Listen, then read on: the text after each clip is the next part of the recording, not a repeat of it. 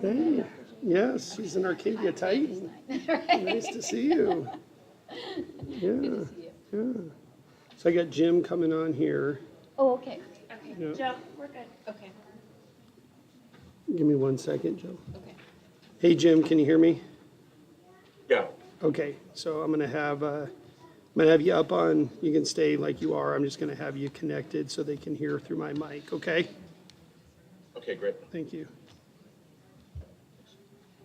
And this is the only subject on your, Yeah, just, it's a special session just to discuss bond, the buildings, and a possible override. okay. Thank you. Thanks for coming.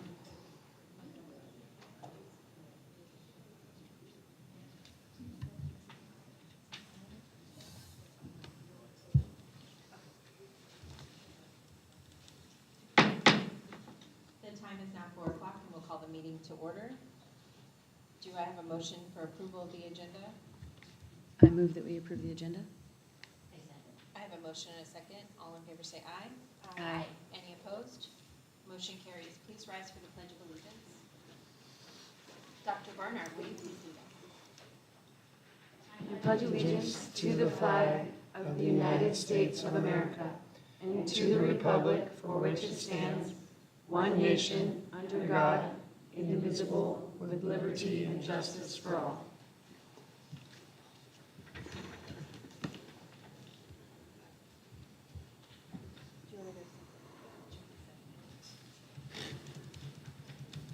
Next up is public comments. Krista, do we have any public comments?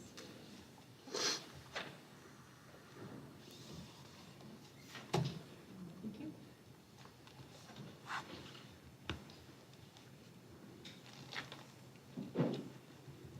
This is the time for the public to comment. Time limits may be allocated on public comment at the discretion of the board president for the board to efficiently complete its business. The board reserves the right to prohibit any comments made in a discourteous or threatening manner. Complaints about specific individuals, students, or personnel are discouraged. Personnel issues should be directed to the appropriate staff member or administrator per district policy. Members of the board may not discuss items that are not specifically identified on the agenda. Therefore, pursuant to ARS 38-431.01H, action taken as a result of public comment will be limited to directing staff to study the matter, responding to any criticism, or scheduling the matter for further consideration and decision at a later date. When your name is called, if you'll please come up to the podium. Everyone will be allotted 3 minutes, which is our norm for board meetings. First up is Crystal Kavanaugh.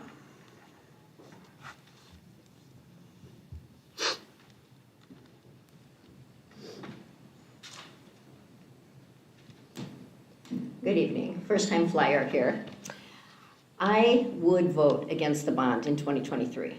Partly it's bad timing with the extra cost incurred in a non-election year, but also I don't feel the public has regained enough trust in details of how the school spends money and a perception of some questionable oversight. Spending information doesn't seem to be readily transparent or easily deciphered. In fact, when some members of the community asked questions, they were met with hostility and defensiveness at times. This does not increase trust. In addition, some seem to think that if you don't currently have a child in the school district, that you have no standing or even ask the questions, which also doesn't build trust. If you're asking the public for more money, taxpayers are entitled to ask questions and receive accurate information in return. It's useful to have a breakdown of total costs and expenses. Line itemization of spending would clearly demonstrate where and how money is being spent instead of a broader umbrella category where you don't get the details easily.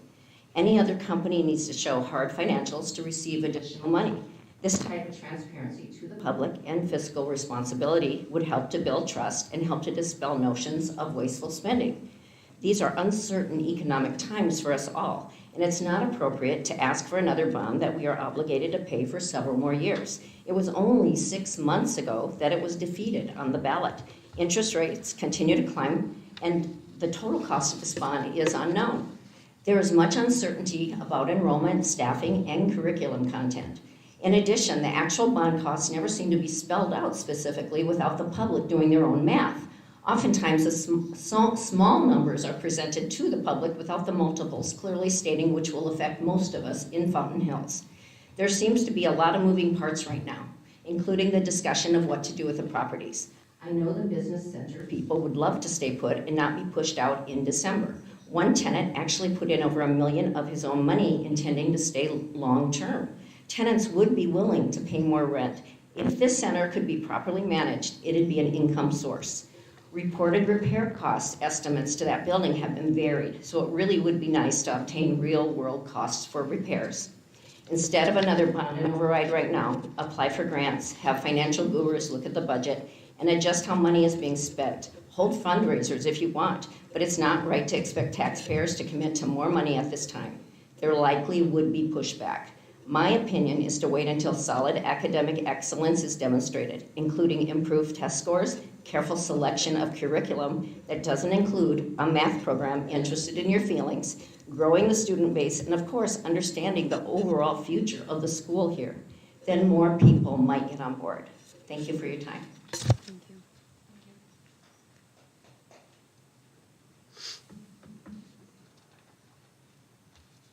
Next up is Larry Myers.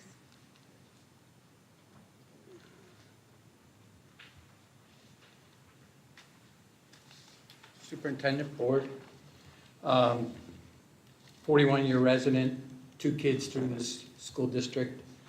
Last election, the bond went down by 57 to 43 margin with the vaunted Reclaim Our Town, venomously known as ROT, whose followers hate children, being blamed. In all fairness, what was asked of the school district was really quite simple, 2 things. Come up with a business plan that stems the declining enrollment and manage the money you get in a fiscally responsible manner. First, the declining enrollment. The district obviously has no control over the aging population of Fountain Hills, but with its curriculum, it does have control over the remaining potential student population or attracting the disenfranchised parents from Scottsdale, of which there are many who are trying to get away from the woke crap over there as well. Today, being woke is a problem. Go woke, go broke, and so you are. Ask Anheuser-Busch. They're experiencing it. Real-time example. I emailed a question to the district and received no reply at all. We decided as a family to give scholarships to our neighbor with 3 kids who sends them over to a prep over the hill without any woke curriculum, rather than giving it to this school. Married filing jointly, max was $2,483 of Arizona tax money. Our son, who was a Fountain Hill student until going over the hill, maxed out at $1,245. $2,483 plus $1,245 equals $3,728 from our Arizona tax bills. Woke equals minus $3,728 and minus 3 students. How many more residents are thinking like our family and my neighbor with the 3 children in Fountain Hills? 100? That's $372,000 to the school, cash and students. Grade at stemming enrollment decline, F. Next issue, managing finances. A perfect opportunity to profitably run the Biz Hub is not happening in favor of a pipe dream that this property will get rezoned for high-density housing. Not likely. Possible tenants turned away, existing tenants who want to expand, told to move, grade on business and finance management, F.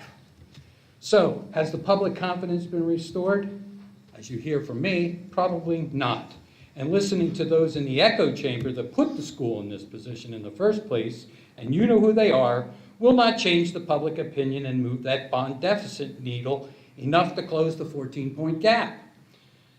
Reclaim Our Town has said nothing, but has been watching since last election. Spending $20,000 plus on a special election seems like another waste of money. Unless something drastically changes, if and when Reclaim Our Town does weigh in as it stands now, it won't be positive.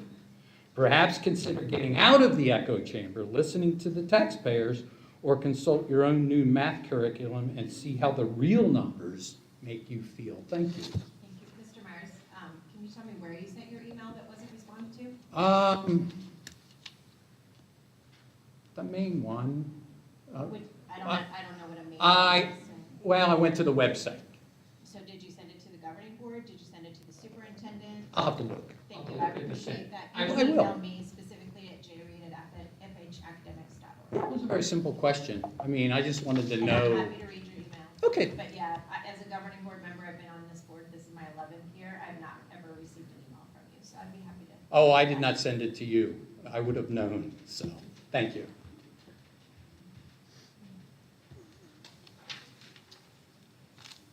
Next up is Debbie Elder.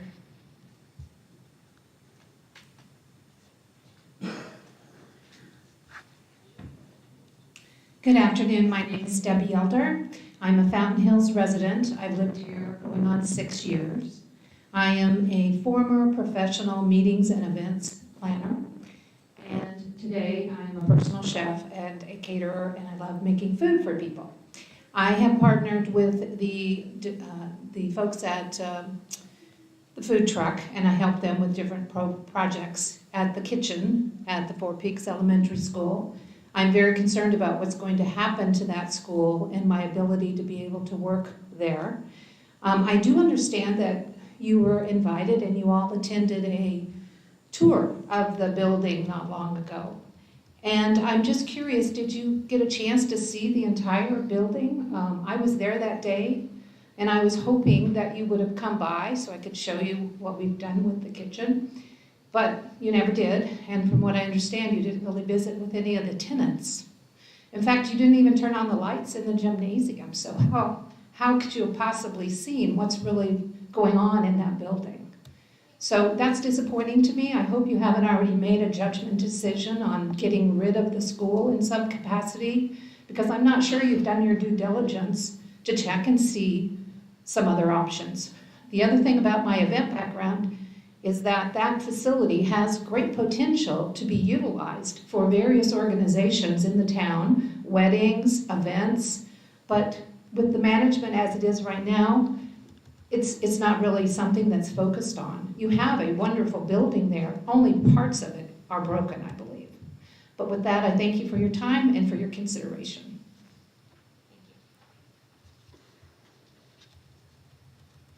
Next up is Joe Greco.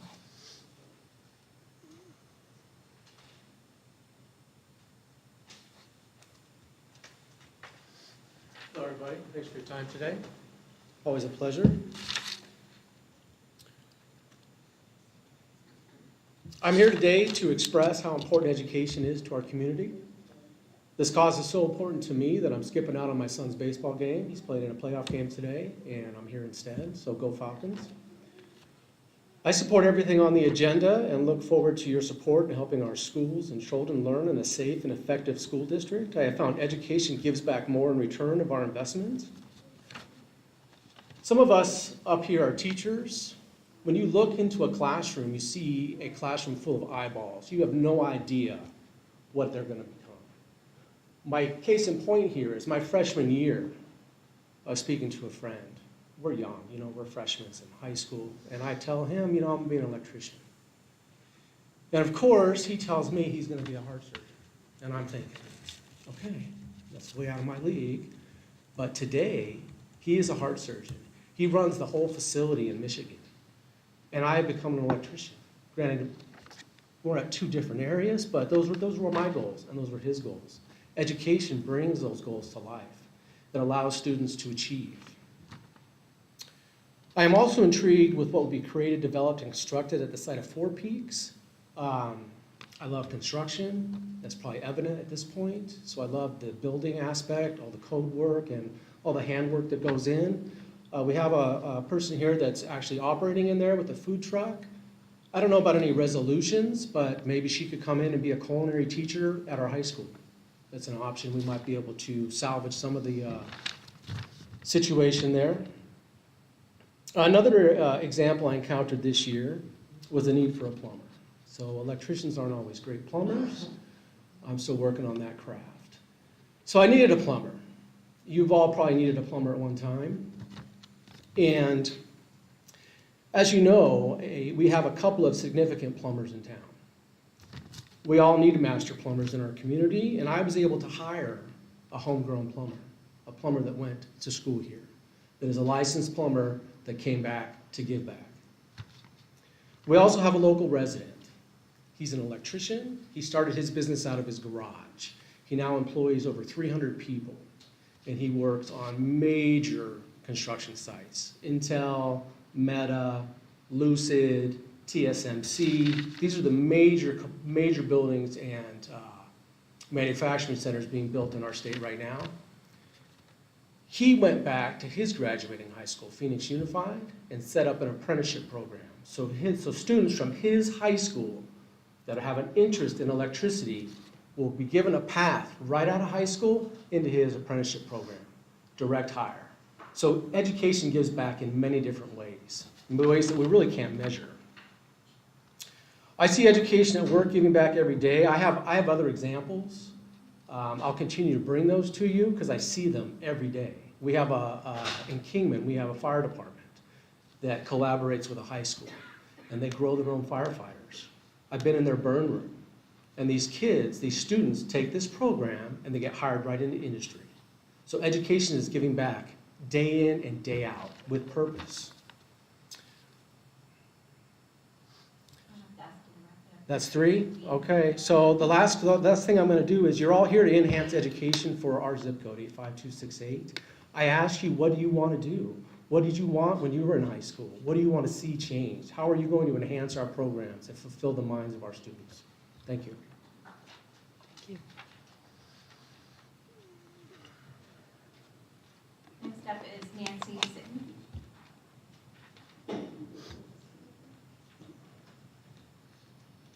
Hi, I'm Nancy Sitton, and I'm here today as a member of our community. I've lived here for over 30 years. I put 4 children through the school district here. Now, my grandchildren have not been in the school district for 3 years because we are unsatisfied with it. And I live across the street from McDowell Mountain. That school looks like it's abandoned. Somebody, maybe 3 weeks ago, finally did a little weeding around it, but I don't understand why the school even looks like that when we have money to maintain the schools, but they're not maintained.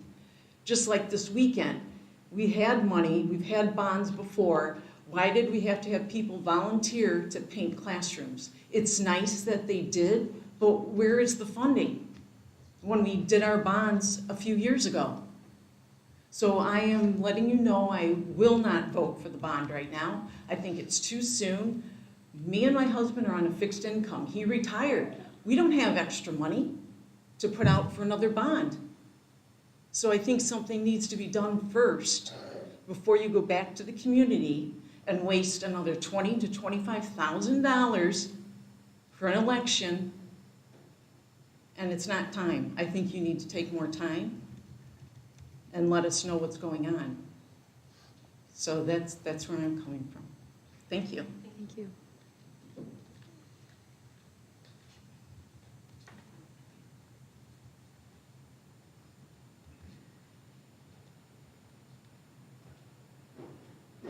I appreciate all of you that came and made public comments. It's always good to hear from the public, and we do appreciate the time that you take to come to these meetings and to express your concerns and opinions. Before we move on, we don't have governing board reports tonight, but I just wanted to send the condolences to Joanne Meehan. Her husband passed away yesterday. Joanne is a longtime educator in this district. This building is actually named after her. And so from the governing board, I would just like to send our condolences to the Meehan family. So the only item that we have on our agenda tonight for information discussion is the 2023 election. So I'm going to go ahead and turn it over to you, Dr. J, and I'll let you lead that discussion.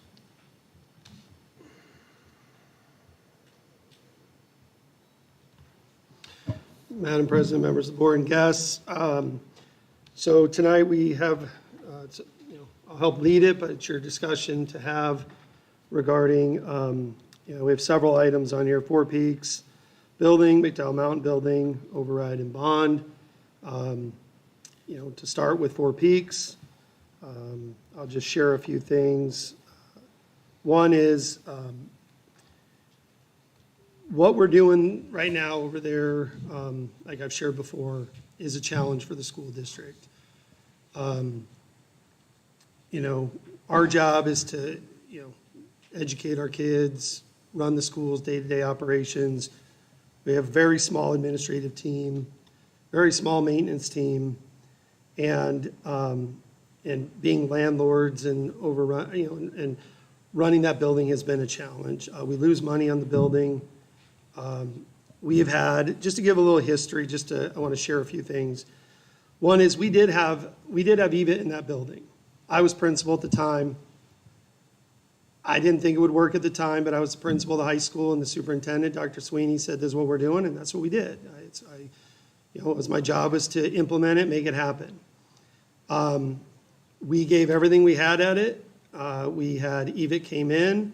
We surveyed kids. We surveyed parents, and it was determined that cybersecurity was the thing of the future. That was what the signature program was going to be. There was cybersecurity. We got excited about it. We did all the work to get it ready. We did our work on the high school to register students. We had very low interest in it, and EVIT couldn't find a teacher. So it got canceled first year. They couldn't find a teacher to put in there. The second year, we did get it up and running. We did get a handful of kids to take it. And you got to remember that a student has to leave the high school to travel to that site, which is not ideal for a lot of kids. I mean, they're there with their friends, they're on the main campus. They have to either bus over or drive over to the other campus. We tried selling it to Scottsdale kids and to, other students that were, in our town going to other sites that, hey, off-campus lunch, you can go over to the other site, you can finish your day over there. And it's a 2.5-hour block class. That's another thing a lot of people don't understand about EVIT is it's a long class. And students miss opportunities like passing periods, lunch, assemblies, things of that nature. And I know this because my own son's an EVIT student. He's in the fire science program.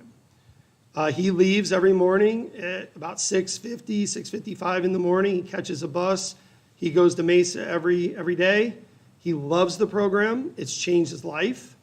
It's made him an amazing kid. And he wants to come back and work at Rural Metro or whatever it is at that time and wants to raise a family in Fountain Hills. He probably wants to buy my house and relive and coach Little League and do all the things that I did. And that's awesome. But he's also missed out on a lot of social time because he's gone half the day, every day to go there. So when we did the EVIT thing, it just didn't work out. The hope was Scottsdale kids would come. FHUSD is not allowing their students to come out to an EVIT campus in Fountain Hills. We thought that would be the case, and it was the case. They have their own programs. They weren't going to send kids out. The other hope was that Cave Creek would send kids out. That's too far of a drive. It's a long drive. So what we ended up with was all Fountain Hills kids at the Four Peaks building. And we tried cybersecurity, we tried film and TV, we tried nursing, we tried 3D animation, and there was just not enough kids. So it went under. EVIT was not going to continue that partnership. So that didn't work. When I came back this year, after being in Scottsdale the last 2 years, I was a little shocked that what that building had become. Even though I've lived here for 20 years, I didn't realize it was becoming kind of a strip mall type of an atmosphere. And at first I was looking at it and saying, maybe we could grow this, just like a lot of people are here today. That's how I felt. I met with Mike Tyler, who was the person the town employed to oversee that. The town ended that relationship with Mike. So there was nobody left to go out and really negotiate and build and bring in tenants and things of that nature. So we have not turned anyone away from that building until today. Is that correct, Krista? The only person that had interest was a political affiliation, and our handbook at the time was incorrect, and that has since been corrected. Okay. But we have not turned away business from there. In fact, the food kitchen, I rented to those students because they're former students of Fountain Hills, the food cart. They came to me early in the year. I said, I can't go past December 23 right now. We'll renegotiate that later. We've brought in KDA Dance this year. We brought in the food cart catering. We brought in, I don't know if karate was in before my time or right around that time. So we've been building that up when it's available. The only person we've turned away was today. We just said, we can't make an agreement on that until we find out what the board does tonight, okay? So that building has been, It has been a challenge. I ran some numbers today. We've spent $91,000 this year on air conditioning costs. A percentage of that is at Four Peaks. I don't have it right here with me, but I can get that to you. We have issues with just maintaining it, and it's a challenge because we have our own building, as we mentioned. We have a lot of landscaping to do every day. We have a very limited crew. We have three employees that do all the landscaping for the district. So it's just another added issue that we have to take care of. My understanding of working, go ahead. Yeah. So to clarify, because I believe that the watch company had asked to rent additional space and they were told no. So can you clarify that, or No. I believe I have not. hear from there? I have not had, all I've said is that we are not going to renew anything past December 23 until the board and the facility group had a chance to review that. But I believe they came and asked to rent additional rooms. That's what I I'm- was told by them. did not agree on the price. Oh, okay. I met, So you were asked, though, to rent additional rooms? Yes, and we gave them a price, and they did not agree with it. Okay, because that's not what was And I've not stated. heard from them since. When did they ask? I can search my email, but it was much earlier in the year. So, but it was in 2023? This school year, yes. so when we were having the facility use committee and trying to bring resolutions to you, I was very clear with everyone. Then the Fountain Hills Times ran an article that said that we weren't renewing, and there's some things in there that just weren't accurate. So Chris Alexander wrote a letter to all tenants saying, this is not accurate. We don't know the future of the building, okay? But what I did not want to do is have us have rental agreements going past December of '23 without having this board and our facility use board have an opportunity to decide what to do with that building, okay? So I can tell you that it is a challenge. It is hard for us. There's major plumbing issues there. There is major maintenance issues there. And I would think that if it continues to grow, that I think we're going to start to see more issues with residents concerned about zoning issues and things of that nature. Now, I understand that there's zoning. We talked about that. Right. But that doesn't mean that people are still going to be okay with that. Oh, kind of unfortunate, I mean, but if it's zoned for any use, why wouldn't, as a school, we want to make it a profitable We, place if right. it's something we decide to keep? yeah, and we've tried, and like I said, we lose money. Now, one of the reasons I brought it to the table is because in the last election, what I was told and what I'd heard from the community was that you have these empty resources, these buildings, these assets, do something with them before you bring us another bond or an override. So that's exactly what I did, is I brought it back to the facility use committee, I brought it back to you, and I've said that this is an opportunity for us to get that building. It's the oldest one, has the most high-risk needs. There's an opportunity for us to unload that building and take that money and use it for, needs that we do currently have, and the possibility of someone coming in and helping to grow the community and grow the district. So that's where my recommendation comes in from. I've looked at it every way. Remember, I walked into this job with the idea of keeping Four Peaks and McDowell Mountain. After I've seen it and I've looked at it every which way, Four Peaks to me does not make any sense to keep. That's just being honest, looking at it in a very just straight looking at it, not taking any side to it. The numbers just don't add up to me. Okay, let's stop there and give the board a Sure, chance to yep. discuss the Four Peaks. I think McDowell Mountain is kind of a moot point at this point because we don't know what the future holds, and so, I don't think I'm ready to make any decision regarding McDowell Mountain. Knowing that the preschool's going there, I'd like to see like what what happens with the preschool and how, how that grows. Would you all like to have a discussion about 4 Peaks?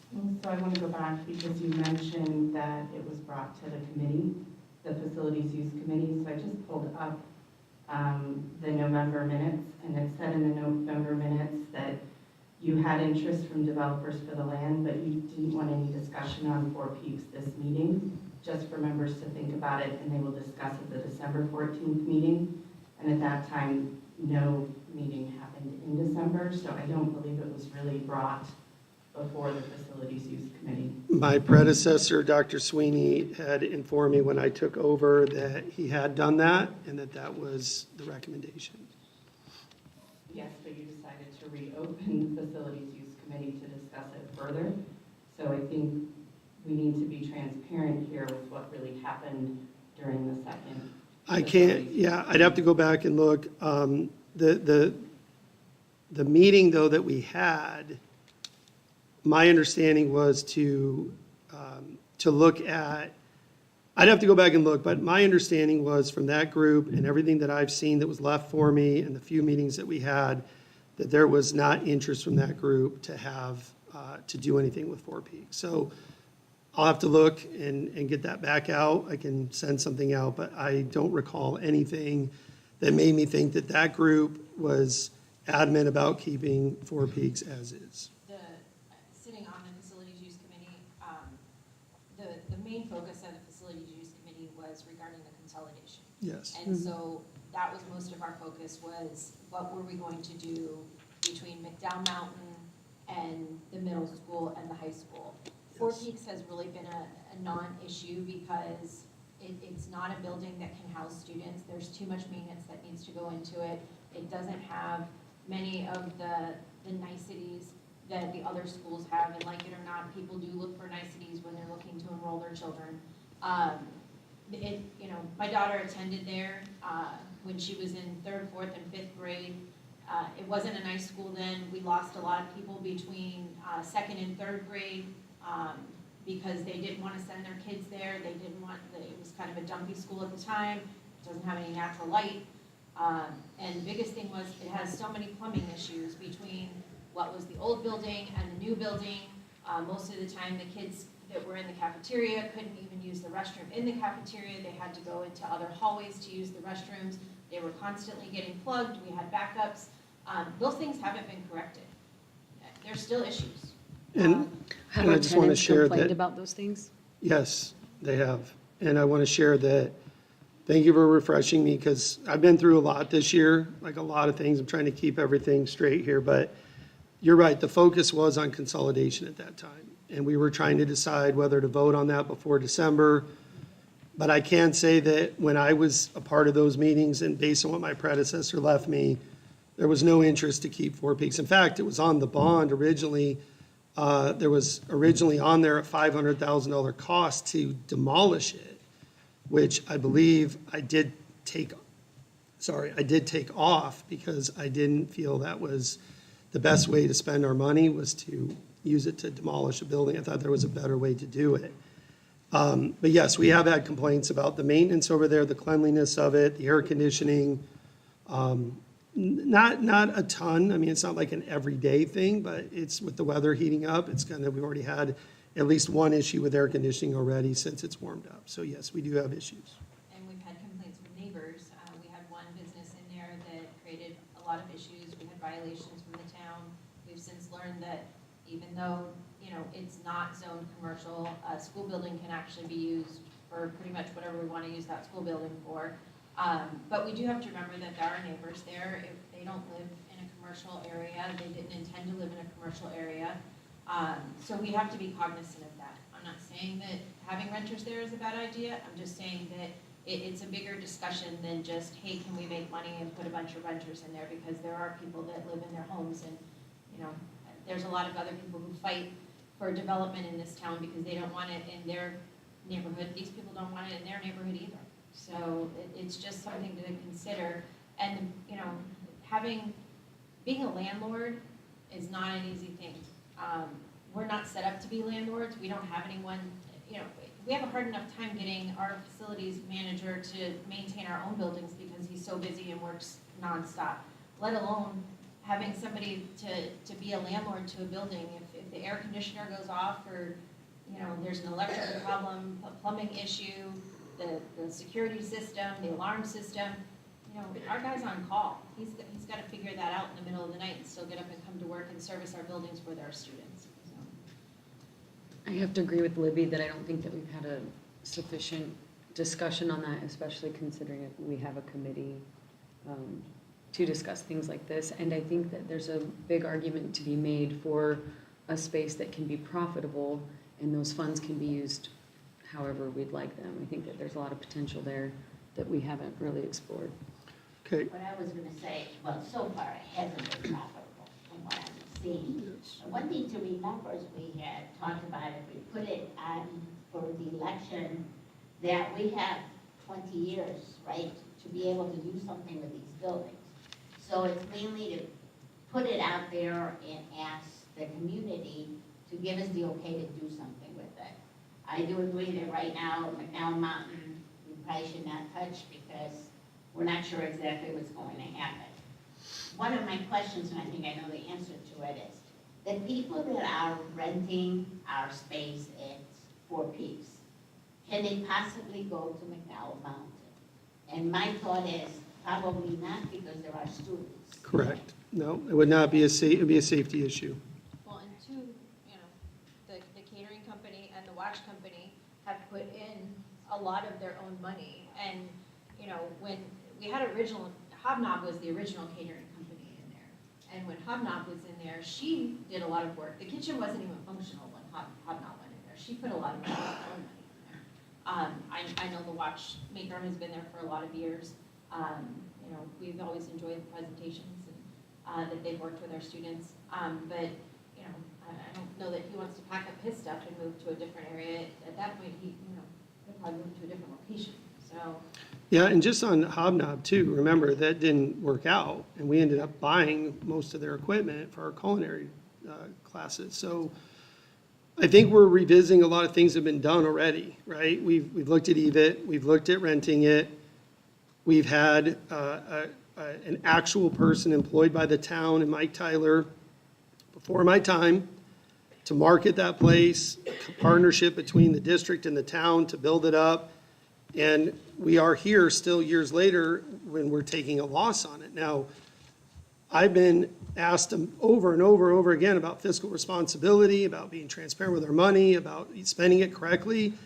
I just can't get past how taking a loss on this building is any of those things, right?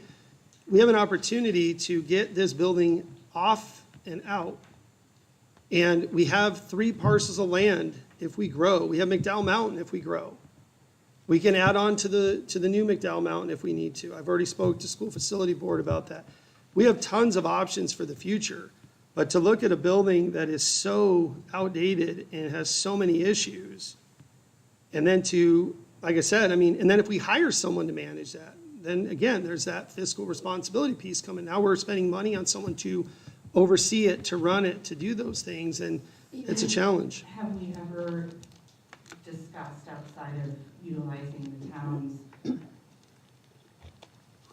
individual, not hiring, but paying someone on a contract basis for, sliding scale based on how much they rent it for? This is your percentage that you get.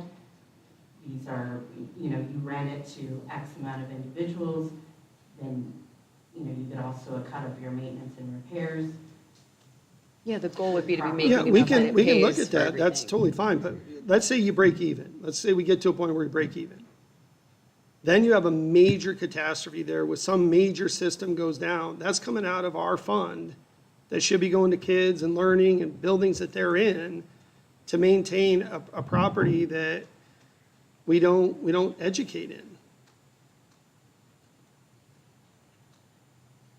in. A sewage issue could be hundreds and hundreds of thousands of dollars, and then that takes away from other projects that we have. And from what I understand, and being over there, the sewage issues are for real, and that's just one issue. You start adding more people in there, you have fire safety issues now, you have increased traffic. Wait. Yeah, I'm not gonna let the fire safety one go. I mean, that, and also a little bit, President Reed, the noise level. I mean, those neighbors were used to, I mean, not anymore, but they bought their homes realizing that there was a school there that housed how many students? It housed about 350, but that was during the school day. The businesses were going into the evening, and that's when we got complaints, is that the neighbors didn't want the evening noise, But so. the Boys and Girls Club has activities in the evening as well, correct? I don't think they were as loud as this company. I haven't been, Right. I haven't Just been over saying. there to hear the noise. I'm just telling you, we got a violation from the town because of it. Right. We opted to not partner with that company anymore. I don't sit So in the when we houses, so were I don't know. partnering with that company, do we have any back knowledge of what we were losing every year since we've turned it into a bid hub? Has it always been a loss? I mean, these are things we don't know. yeah. And I think that would be, Yeah, I mean, the numbers I got early on was about, it was like, I think John mentioned, it was about 170,000. The costs depend on how many issues we have, but about 170 to run it and 90,000 in rent. and again, these are like amounts and. Well, because I wanna we just see- had an issue with the air conditioner. We have to fix that.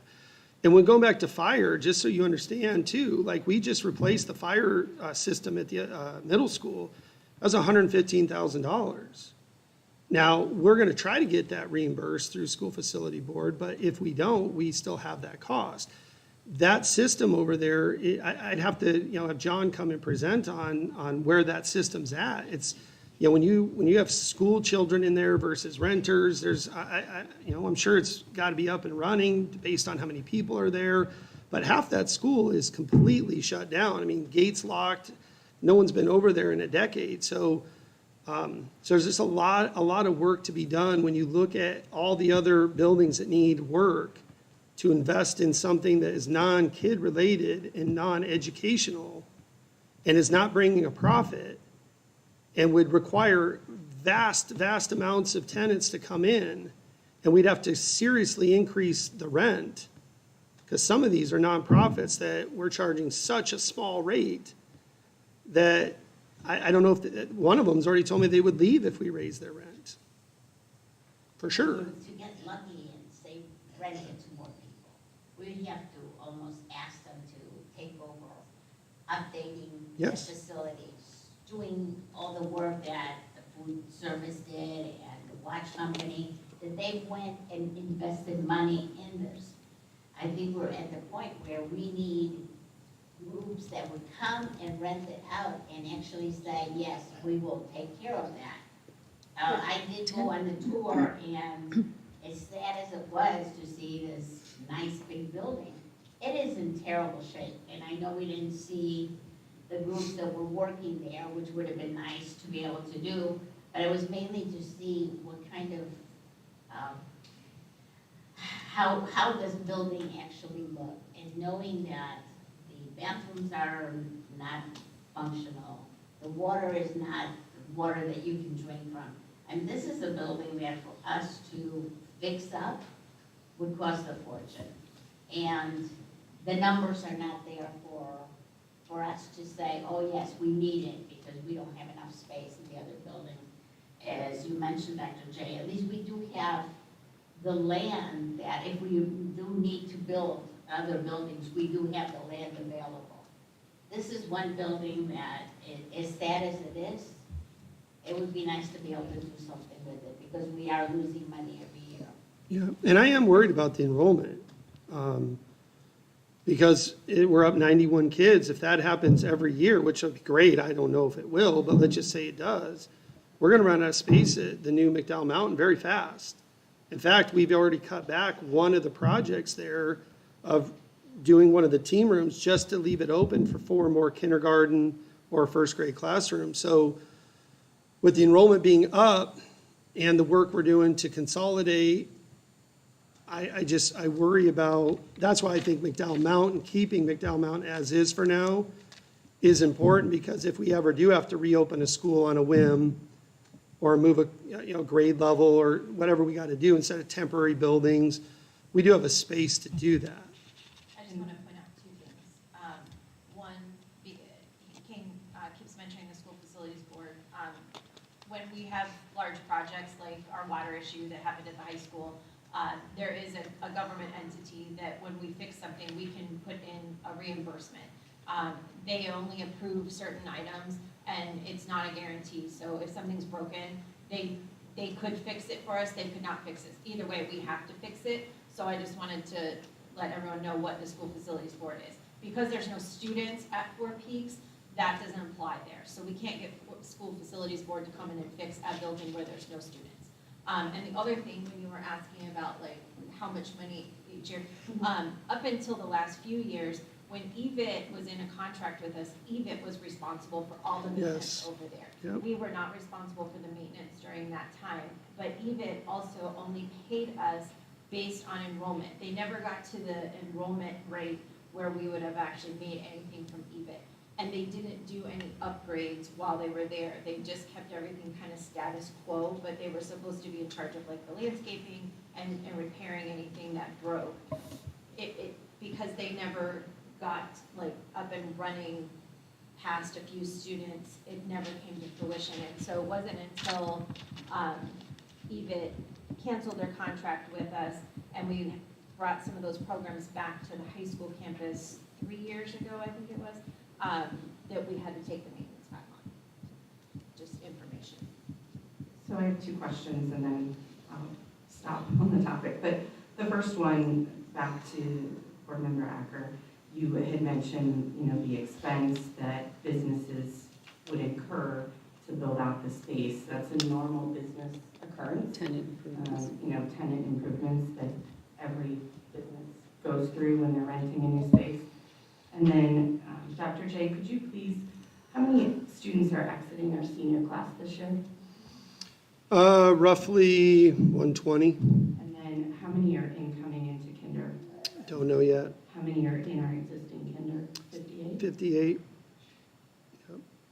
But we had the same problem last year, and we met that plus all those additional kids. So I think the reason I've got a lot of reasons for this, and I've shared it with all our consolidation meetings, but the last couple of years have been rough on this district.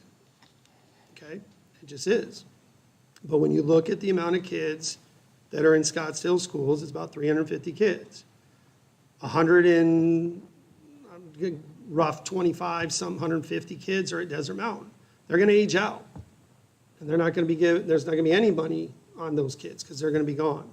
What we have to do is we can't allow the next 125, 150 kids to end up at Anasazi or Laguna.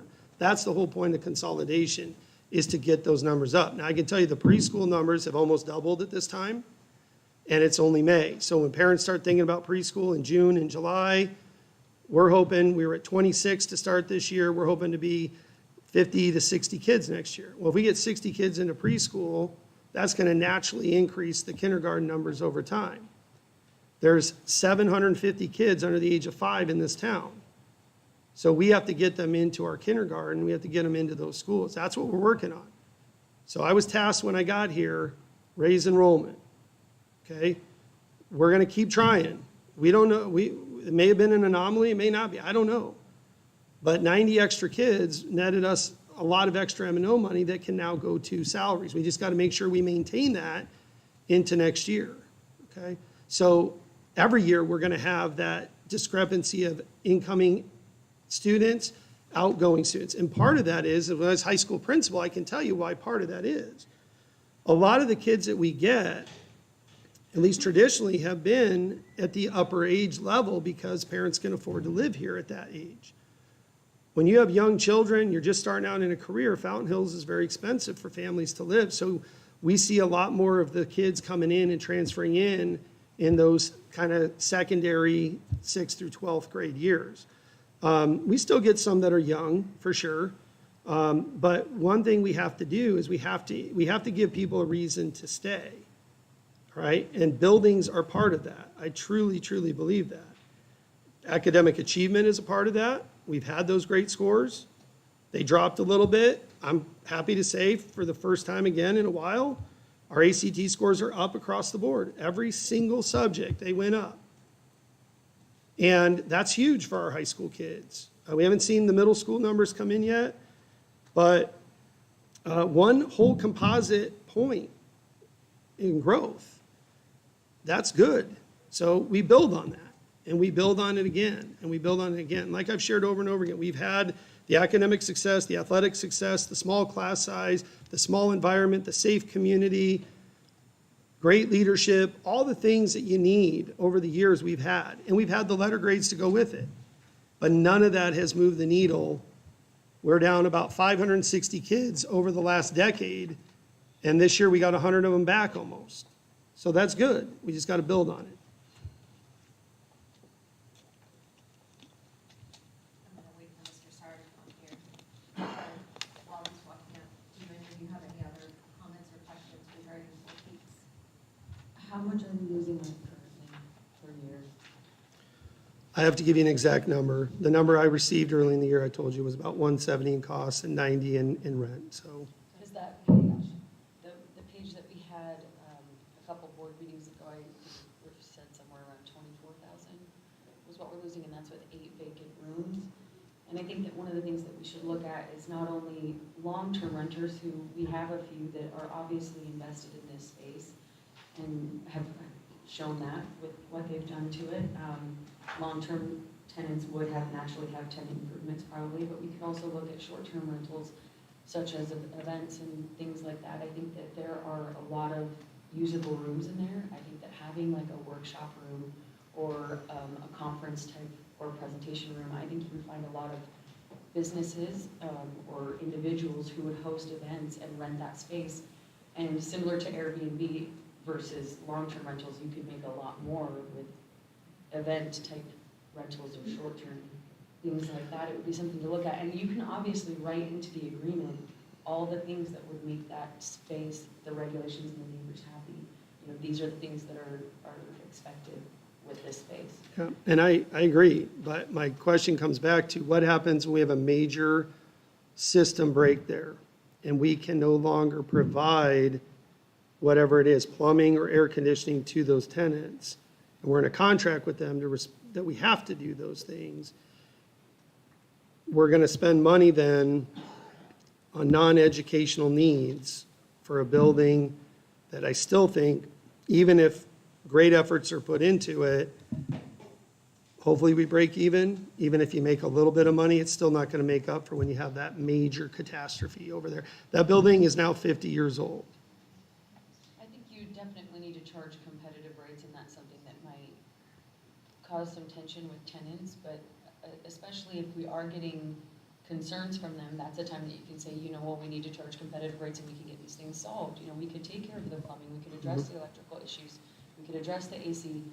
We would have to charge competitive rates and be like any other business where the goal is to have things covered and to have enough flexibility that in that kind of circumstance, we would be able to be covered. I just think if you're going to charge those kind of rates, you have to give better service and better quality. And we would need to build to that, I think, and that's one of the benefits of living in a small town. We're probably friendly with our tenants. You know, we can extend some discounts while we build up to where we need to be. But, you know, I think just washing our hands of it is probably not the greatest either, especially when we have tenants in there that are pretty settled and happy. I guess my question then would be, I would like to have some sort of research committee to find out why our site would be more lucrative than any of the other vacant commercial buildings in this town, which there's a ton. I agree, and when you think of long-term rentals, but again, if you look for event space or things, Well, and then my that could next, cultivate a different right, my next thing on that is if you're hosting large events where there's a lot of people, one, then we gotta figure out parking, because again, we only own that strip in front of the building, we don't own the stuff behind it.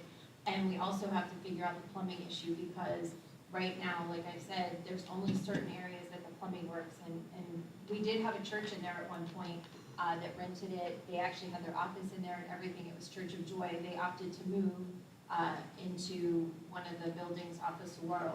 But I think the plumbing would be the biggest issue, is if you're putting enough people in there that they're gonna be using the restroom a lot, that we would have to figure out that plumbing, and it would need a major overhaul. And just one last thing, we did that with the catering company and the weddings, and I even think they went for a liquor license at one point, if I'd have to ask Dr. Allen, but to try to make that place like a great gathering spot, and nothing came of it. So my question is, how many times do we want to keep trying that before we get to a point where we realize, Evit realized it, other people that have been there realized it, it just comes to a point where it's at end of life. And that's where I think it becomes challenge for, if we were a business and we had the people to manage it and the things, the money to put we could do some great things if we want to put money into the building, right? But if we're going to leave it as is, I just think our renters deserve a better situation than what we're going to be able to give them. I'm gonna finish it. Mrs. Elder, I don't mean to put you on the spot, but what made that building more lucrative to you than any of the other buildings in town? You can come up.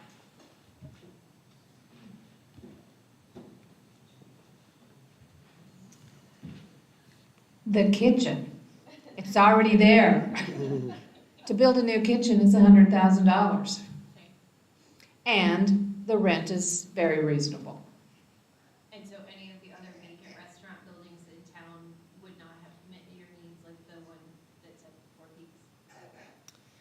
Not really. This is a very big space that you have at Four Peaks. And it is big enough to handle several of us in there at a time if need be. So it's not, it needs some improvements. And it's not the cleanest, it needs to be painted and all of that.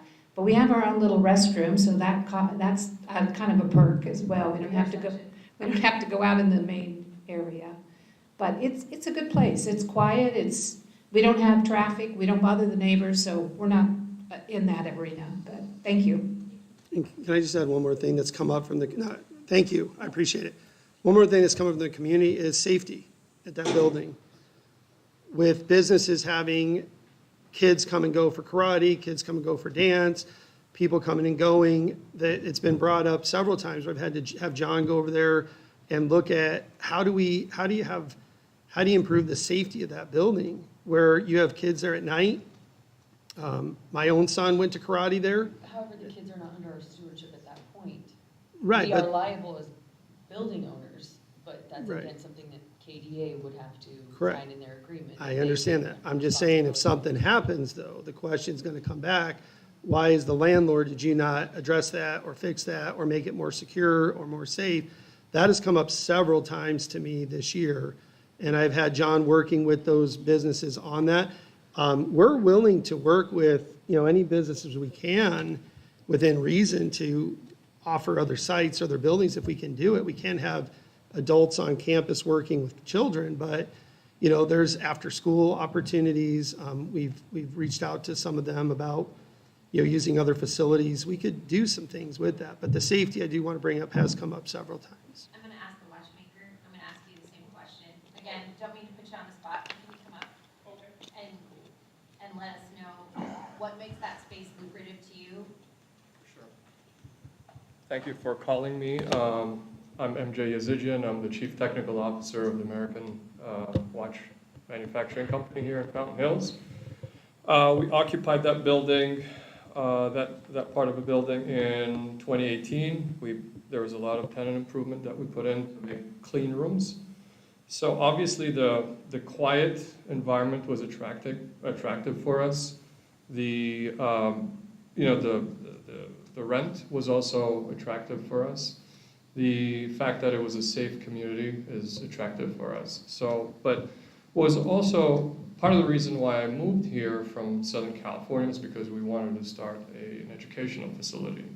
And at the time it was Evit and so on. And we created a curriculum, but it's kind of on hold because there aren't people showing up. But we nonetheless, I'm a 5-year resident of Fountain Hills now. I have Carmen, who's also is a resident, a longtime resident of Fountain Hills. we have at least 2 other individuals who are from Fountain Hills who work in our company. So yes, we're obviously concerned that there's talk of what the future of the building is, but one thing I could tell you is all these concerns is that I asked the board, if you're looking at maintaining a place, I'm sure you do this already, but I just want to reiterate, look for, get at least 3-4 bids for a task before you say, well, it's going to cost too much money and therefore we're going to just we're not going to do it because it's too expensive. Just case in point, I remember, I'm just going to say this, we had moved in, it had been about a year, and at the time it was still EVIT. One of the 3x3 window panels just decided to develop a crack on its own. It had nothing to do with us. We called EVIT, they sent in their guy. At the time, we were actually doing our own work. We had a glass guy doing other work. He says, yeah, I can change that for you for $100. And then we saw the invoice from the EVIT people. They billed EVIT $950. We were shocked, but it wasn't us paying for it. And I was like, if this is how things are happening, So I don't know if I answered your question, but thank you for giving me the opportunity to come up. One other question. Yes. So both of you have mentioned the rent. If the rent were more comparable to what other commercial buildings were charging, would you stay there?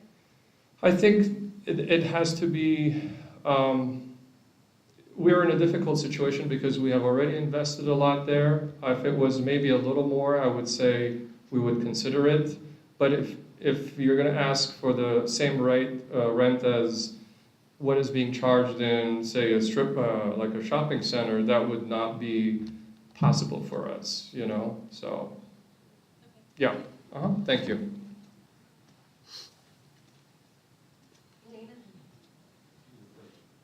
The only comment I want to make is you were saying, Ms. Reed, renting it out to events or anything like that is not going to bring us enough money to cover things, because there's no way we're going to be able to rent it out, say, every weekend for somebody to come in with all the work that needs to be done there. Yes, well, I think you're thinking like event-type rentals, but I'm talking more short-term rentals if we had a conference room or if we had a workshop space. There's many businesses, or, for example, in my business, I host classes and tutorials for people all the time, and I have to rent space for that. There's a photo room in there. I do photo shoots. I rent a space for that, and the going rate is decent. And I think that we could do something like that here. We have plenty of businesses that probably have to have different events like that are not big posted, big attended events, but they're important for that business, and just have small class type atmospheres and make a decent amount at the The same time. problem is, we haven't done it yet, and it's been available. But I also think that we haven't pursued that option at all. I mean, We did try, actually. We did try. Like I said, we had the church in there. We marketed to other businesses. Mike Tyler did, but we could not get the interest to get anybody to go in there. We tried adult education, that they weren't interested in that. We actually have been through a series of different things, so, I'll just tell you that, and that's the thing, all of your concerns are valid, and this is a board, and we're gonna make a decision together. But Dana has experience, I have experience, that I have watched this over the years of how it was, went empty, we thought about what to do, we went with EVIT, out of EVIT, on to the next thing.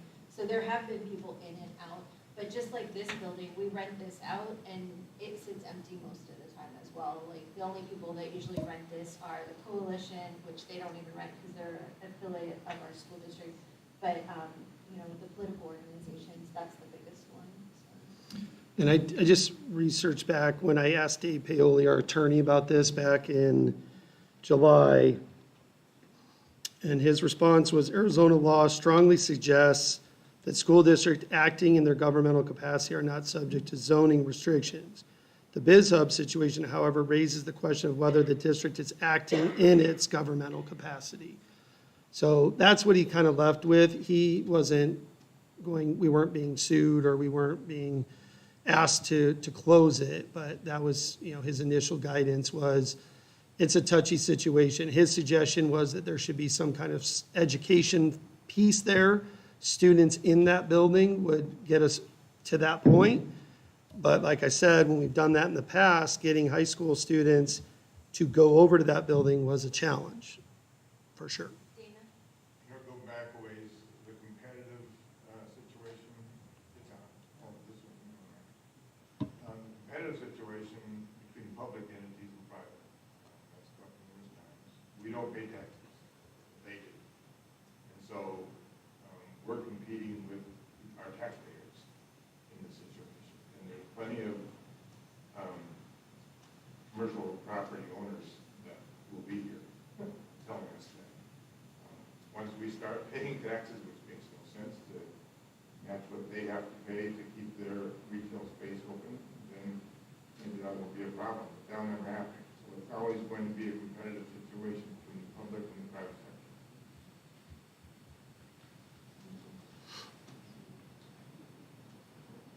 Are there any more, I think the board has some thinking to do on this. Are there any more questions, though, that can be answered tonight regarding 4 Peaks?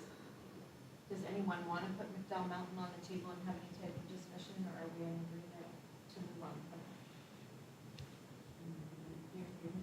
Okay. Then we'll move on to the override. Madam President, members of the board and guests, as I've stated earlier, my district team has looked at the override, and we do not recommend the override at this time. We definitely need it, but I don't believe that we can.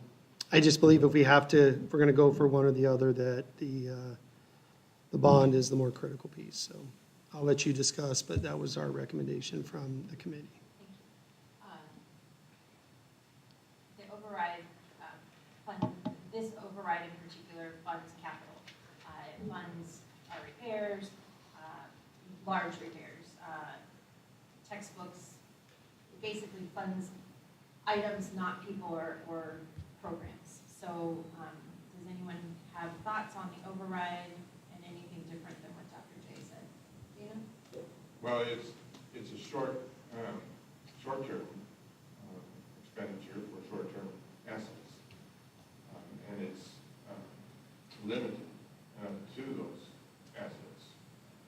It used to be that computers were part of bonds quite regularly, but now that the computers have become almost a commodity, and their life is under 5 years, they don't fall under the depreciable asset.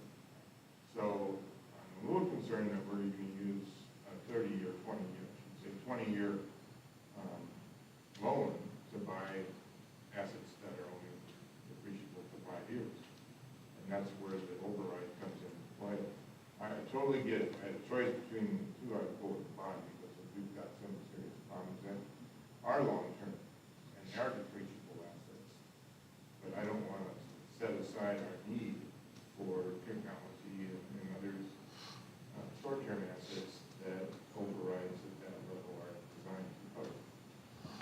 And I'll just say that looking at what we did this year as far as spending and capital, we wouldn't have any money to purchase technology moving forward. So at this time, I mean, we would maybe a few here or there, but we will be very close to breaking even on what we get from the state and what we spend in capital. So again, it's something we definitely could use. It's something we need. But again, if there's concern with, the election, there's concern with bond, there's concern with override, the buildings are just, and I'll speak more to the buildings later, but the buildings are just a much bigger issue. And what do we get per year for capital from the state About- without the override? About 650, 650,000? yeah. Do we have any breakdown of how we've spent that capital over the last? Yep, I have it broke down. Yep, I went through it all. Yep, we can definitely share that out. I went through it and looked for things to cut. I've been cutting all year. where I can. Another major one that we'll cut next year, we're working with teachers on, is the backbone communications, which is the PLP. I cut half of it this year, third of it, somewhere around there. But we'll definitely try to get the rest out. Some teachers are dependent on it, so we want to help them. Chris Alexander's been tasked with working with Backbone and then also working with Edgenuity and some other vendors on what they can offer us to cut those costs. But everything that I felt could be cut, we either have or have planned already to cut, yes. And I just want to clarify before we go any further that once we hear from Stiefel and Jim tonight, I will send you a recommendation from the administration later this week outlining, the reasons why the administration team recommends or does not recommend something, along with pricing estimates and along with oversight committee, things of that nature, so that all that is available to you days in advance before your vote, yes. Is that something we can actually put public? I'm fine with that. I think that we should make that public. Okay, Maybe even a link on our website. sure. Are there any other questions? David? Technology, when you say we're not going to spend much on technology, how are we going to sustain our one-on-one? We're not, we can't. So Rely on families to provide that. we're going to have to go back to kind of bring your own. We're going to have one computer lab, probably at each site, that can be used. But I see it in two ways. One is I think there's too much emphasis on technology, so I think we need to break away from it a little bit. I know you teach technology, so that's hard to hear. But yeah, but at the same time, we have like our high school computer lab is still very viable, right? It's from 2018, but we bought at the time very, very nice equipment that has stood the test of time. We use it at the Dark Skies Festival. It still works for a couple more years. We'll get some more life out of that. But the one-to-one, yeah, is going to either turn into bring your own or it's going to go away over time. Now, if we get an override passed at some point, then we might be able to do something with that. But we're not, even at the cost of Chromebooks, we might be able to, keep some of that, maybe some carts going, but over time, it's going to be hard. The costs add up fast. And Chromebooks are not the answer. I agree. But I worry that our competitiveness Mhm. is going to suffer because our adjacent districts offer one-to-one. They do. A technology plan that changes over every piece of computer and other hardware every 5 years. Yep. And if we're sitting here not doing that, and families have to bring their own, that's going to hurt. Well, and especially with our free and reduced lunch rate, we know that while Fountain Hills is an affluent area, we have a lot of kiddos that cannot afford to bring their own, that do not have that. Even during COVID, we found ways for them to have hotspots so that they could actually be able to have education at all. So that's my concern, is that, it creates a greater divide between those that have and those that have not. Well, I don't think we can require a bring your own. I mean, it's our responsibility to provide. Only if it's required. Yeah, I think it's our responsibility to teach technology, but not necessarily our responsibility to provide the computer for personal use. We can't force it, but when we allow students to bring their own technology, it assists with covering that need, right? So How much are we spending, how much did the one-to-one program cost, or like the computers for that cost? well, you got 1,282 kids at, $400 a Chromebook plus, you got to pay for a package that goes with it of software, so Yeah, adds and up I'm sure fast. The repair rate, especially at the younger grades, is probably. Yep. The repair rate's Massive. extremely high, and Yeah. during COVID, more Chromebooks had to be replaced. We couldn't even repair them. They had to be replaced, and it was a huge turnover of Chromebooks. So I think doing away with something like that and moving back to computer lab type situations would be completely acceptable and understandable. And I think that there's a lot of families that would appreciate that their kid isn't on technology at school, since a lot of kids are on technology. I think it's mixed. I think, there's people who, like as a parent myself, I feel like my kids need to have technology skills, but I don't think they need to be on it all day either. The computer lab is a challenge in itself. There's not enough, you only have one class down there at a time. So it's kind of like the old days of renting a TV to show a movie in your classroom. You can't rely on it. It's there. It can provide some opportunities for kids, but it's not gonna solve the issue. It's a tough situation, but again, we have to make cuts because before we got, close to 1.4 million a year in capital. Now that's down to 650 to 700, whatever it comes in at each year based on student count. So some things had to go, and that's one of them that's gonna have to go. So just for clarification, to kind of understand a little bit better the capital spending, at the beginning of COVID, it was my understanding that the Chromebooks were donated by a local organization, or did we utilize ESSER funding? And then how many additional have we purchased in the last 2 to 3 years? Everything that was purchased on technology as far as this year was purchased before I started. And I'm not aware of, I think we had some things that came in when we first started. We were scrambling at the beginning of the year to get them. They came in late and they were supposed to come and set them up. They didn't show up, so we ended up having to do that ourselves. But I haven't purchased anything as far as I'm aware of Chromebooks. I can tell you that as I go through capital purchases, a lot of it, a lot of these things are applied to technology. It's in different areas, right? PowerSchool is expensive. Our connection, we have obviously the Fruth Group has to oversee our technology. And we save some money there by going away from a director and going away from some of those things, but technology costs are still going to be there. You still need to have updated server equipment, updated software. But I have a list of our capital purchases. I can send that out to you for this year, but it's we're in May and we're at 649, 782. So now if we went over, we have savings for that, but I'm trying to keep us under that number best I can. Yes, Steve. Much of the technology that we use at this level is pluck and chuck. If it breaks, you throw it away and get a new one. And I just really want to make sure that we don't put ourselves in a disadvantage from a competitive standpoint, because I work with Mesa and Scottsdale both. They're going full bore on technology. And our students, as I've said many times, we need to prepare our students for their future, not our past. And their future is technology.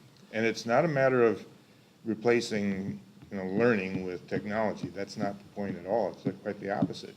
Technology enhances the level of learning in so many ways. I get it. I'm a technology teacher. But saying that, I see the results. I see where students now learn much more than we could learn without technology because of the use of technology. And I'm not talking about AI or anything like that. Excuse me. I'm talking about the ability to be more specific to each student's learning methods. Not everybody learns the same way. We've known that since Socrates. We need to make sure that technology is used to enhance each person's learning abilities, and that's what tools are out there right now. I have 50 students, and every one of those learns differently, from special ed to the genius types. And you can't teach it one way to all of those. You have to be specific, and technology gives you the ability to do that. And if we don't do that, parents and students are going to move to where they can get that. I agree. It's going to be an enrollment issue, for sure. And I think, if we do the math, we're talking 1,282 students times $400 for a Chromebook. That's just over $5,000, plus whatever software. And we're looking at $10,000. What? No, that's not right. No, I'm sorry. You need a calculator, I do. I'm like looking at this going, no. Yeah, 512, yeah. If you had an You're electronic right. device, you I could could do do that. that, but, no, it's 512. But, I mean, really, like, But that's all of our capital. That's our whole budget but in you're 1 not year. talking that every single year. Well, if you buy Chromebooks and we continue to have where they don't last more than a couple of years technology-wise, number one. Number two, kids are hard on them when they're bringing them back and forth in their backpacks. Kids break them, you got to replace them. So, yeah, I mean, it's technology is very expensive. And so, But I think we, Dana mentioned that, Chromebooks maybe not are the right thing, but I feel like we're going down a dark hole that, you have a commitment that you need to get to, and yeah, I think the technology is an issue. It's going to be an issue. I would love to see us pass and have everything we need for our district, but right now we have much bigger issues to deal with than the technology issue. I think, like I said, I want to try to say to our community, we can, give this administration a chance to fix this situation. That's what I was asked to do. Then we can come back in a couple years and say, all right, now let's try to fix this next situation. I don't think we can get it all done in one. And I just worry that if these buildings are not addressed, we are going to have major, major issues, whether it's on my watch or the next person, this board, the next board. But there's a reason we're in this spot right now. And the reason we're in this spot is because people in the past chose not to deal with it for whatever reason. Maybe they did, maybe they didn't. Maybe they did and priorities were different at the time. But right now, we have to address it, or if we don't, it's just going to multiply and get worse and worse and worse until it's addressed. And costs are going to continue to go up. So as if we're looking at what's in the best interest of our taxpayers, if we would have done this 2 years ago, it would have been, according to what I'm getting from contractors, 25% cheaper. So now we wait again. Every time we wait, it's going to cost more and more and more money to our taxpayers. Okay, let's move on from the override, since that most likely will not be a recommendation from Dr. J. The board can make its own decision, but it won't be a recommendation at this time from administration. The one thing I did want to tell you is, I know that the hotspots were donated. I am not aware that Chromebooks themselves were donated. There were some, but they But not They were not compatible. compatible. yes. So it was the hotspots that were primarily donated. Compatible. So what No, do we we do offered with the them to Chrome? the community and our students. They were not Google Chromebooks. They were another brand They were Chromebooks. that didn't, my understanding from technologies that the ones that we got could not handle the workload that was required of those books for a student. Even then, it was, They were giving Chromebooks to kindergarten. well, yeah, again, before my time, but that's what I was told. And the people that did take some, like some of our staff are, they broke very quickly. Like, they were dead in 3 months. So So, it was nice very gesture. generous. It was a very generous offer. But it didn't work. Okay, so we have a presentation, and a couple of people from Stifel, that are gonna discuss the bond, and, you were sent a presentation today in your email, and the walls will see up on the screen.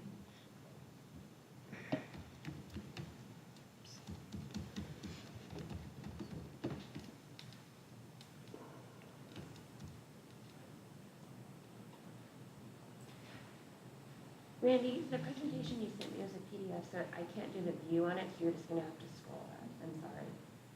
Unless you know how to operate it in a PDF like that. It just wasn't giving me the, It's a scroll. yeah. So, page. Yeah. No, Yeah. yeah, you gotta scroll. You ready for me? We're ready. Lay it on us. So my name is Randy Stein. I am with Stifel. We are in the bond underwriting business. We have worked with the district over the years, and we appreciate the opportunity. We were asked to provide you some information about how a bond might work as you are in your deliberations over possibly having an election in November of 2023. This is something that we are doing with many districts across the state. This is that time of year. So I've got a presentation for you.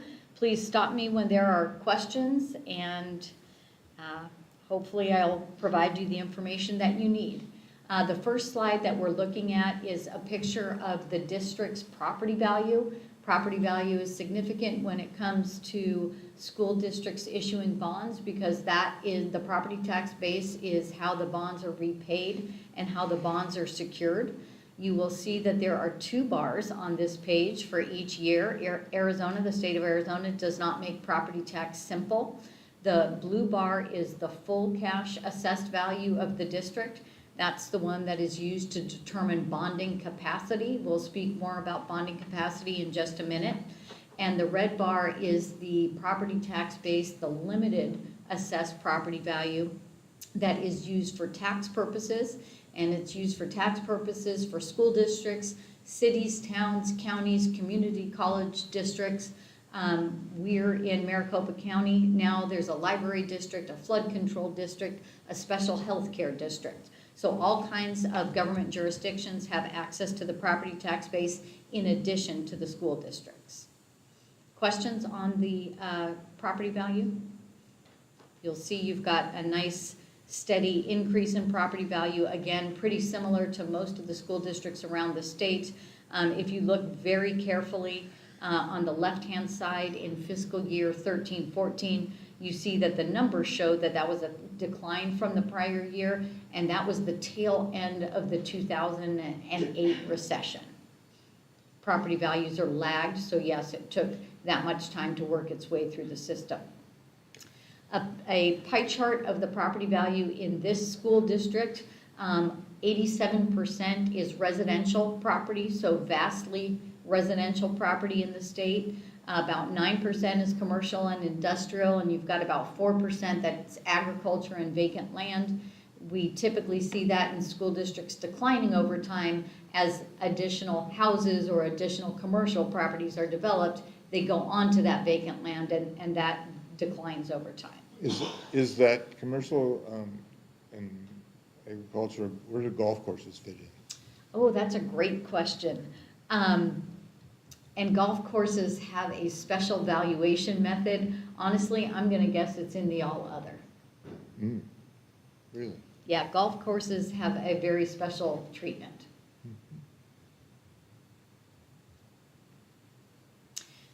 This bar chart is a history of the school district property taxes.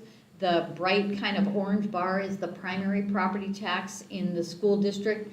Most of that is driven by the state funding formula. The school district really has very little control over that. The red bar on top of it is that maintenance and operations override that was recently renewed in November of 2021. You were previously talking about your capital override, district additional assistance override. It gets 2 names, which is the gray bar in the middle. That has been eliminated. The last year of that was in fiscal 22. The tax rate on that was about 14 cents per $100 of assessed value when it was eliminated. And then you see your bond tax rate in the blue bar. That bond tax rate has stayed relatively steady, although you can see in fiscal year 16-17 it kind of peaked at just under 40 cents and has declined to about 22 cents at this time. Couple reasons for that. One, your property value is growing, which will make that tax rate decline. Also, as you pay off debt, there's less debt service each year, so that tax rate will decline also. This is just a snapshot of the bonds that are currently outstanding of the district. Bonds that were issued in 2009, 2014, and 2015, and you can see that they are being paid off. Those 2009 bonds will be paid off in approximately 15 months. And then a picture of the district's debt service. The blue bar is, the blue piece of the stack here is the principal outstanding and the principal to be paid each year. And then the red stack is the interest associated with that. And again, you can see a drop down in the debt service amount that is expected that will be coming in fiscal 25. And then I promised further discussion about bonding capacity, and there seemed to be cheers. I think everybody was interested in that. Bonding capacity is based on the full cash assessed value of the district. It is statutorily set to 20% of that amount for a unified school district, and it takes into account bonds that are currently outstanding. So in the column that's labeled 9/1/21, the school district had a calculation base of about 138 million bonds that could be outstanding at that time. The bonds that were outstanding was about 5.7 million, leaving a remaining bonding capacity of 132 million. You see as you go across the columns, two things happen as bonds get paid off. In the 7/1/23 column, bonding capacity goes up because there are less bonds outstanding, and then we are expecting your property value to increase when the county adopts those numbers the third Monday in August. So your base goes up from 138 to 166, which would leave an available bonding capacity of 162 million.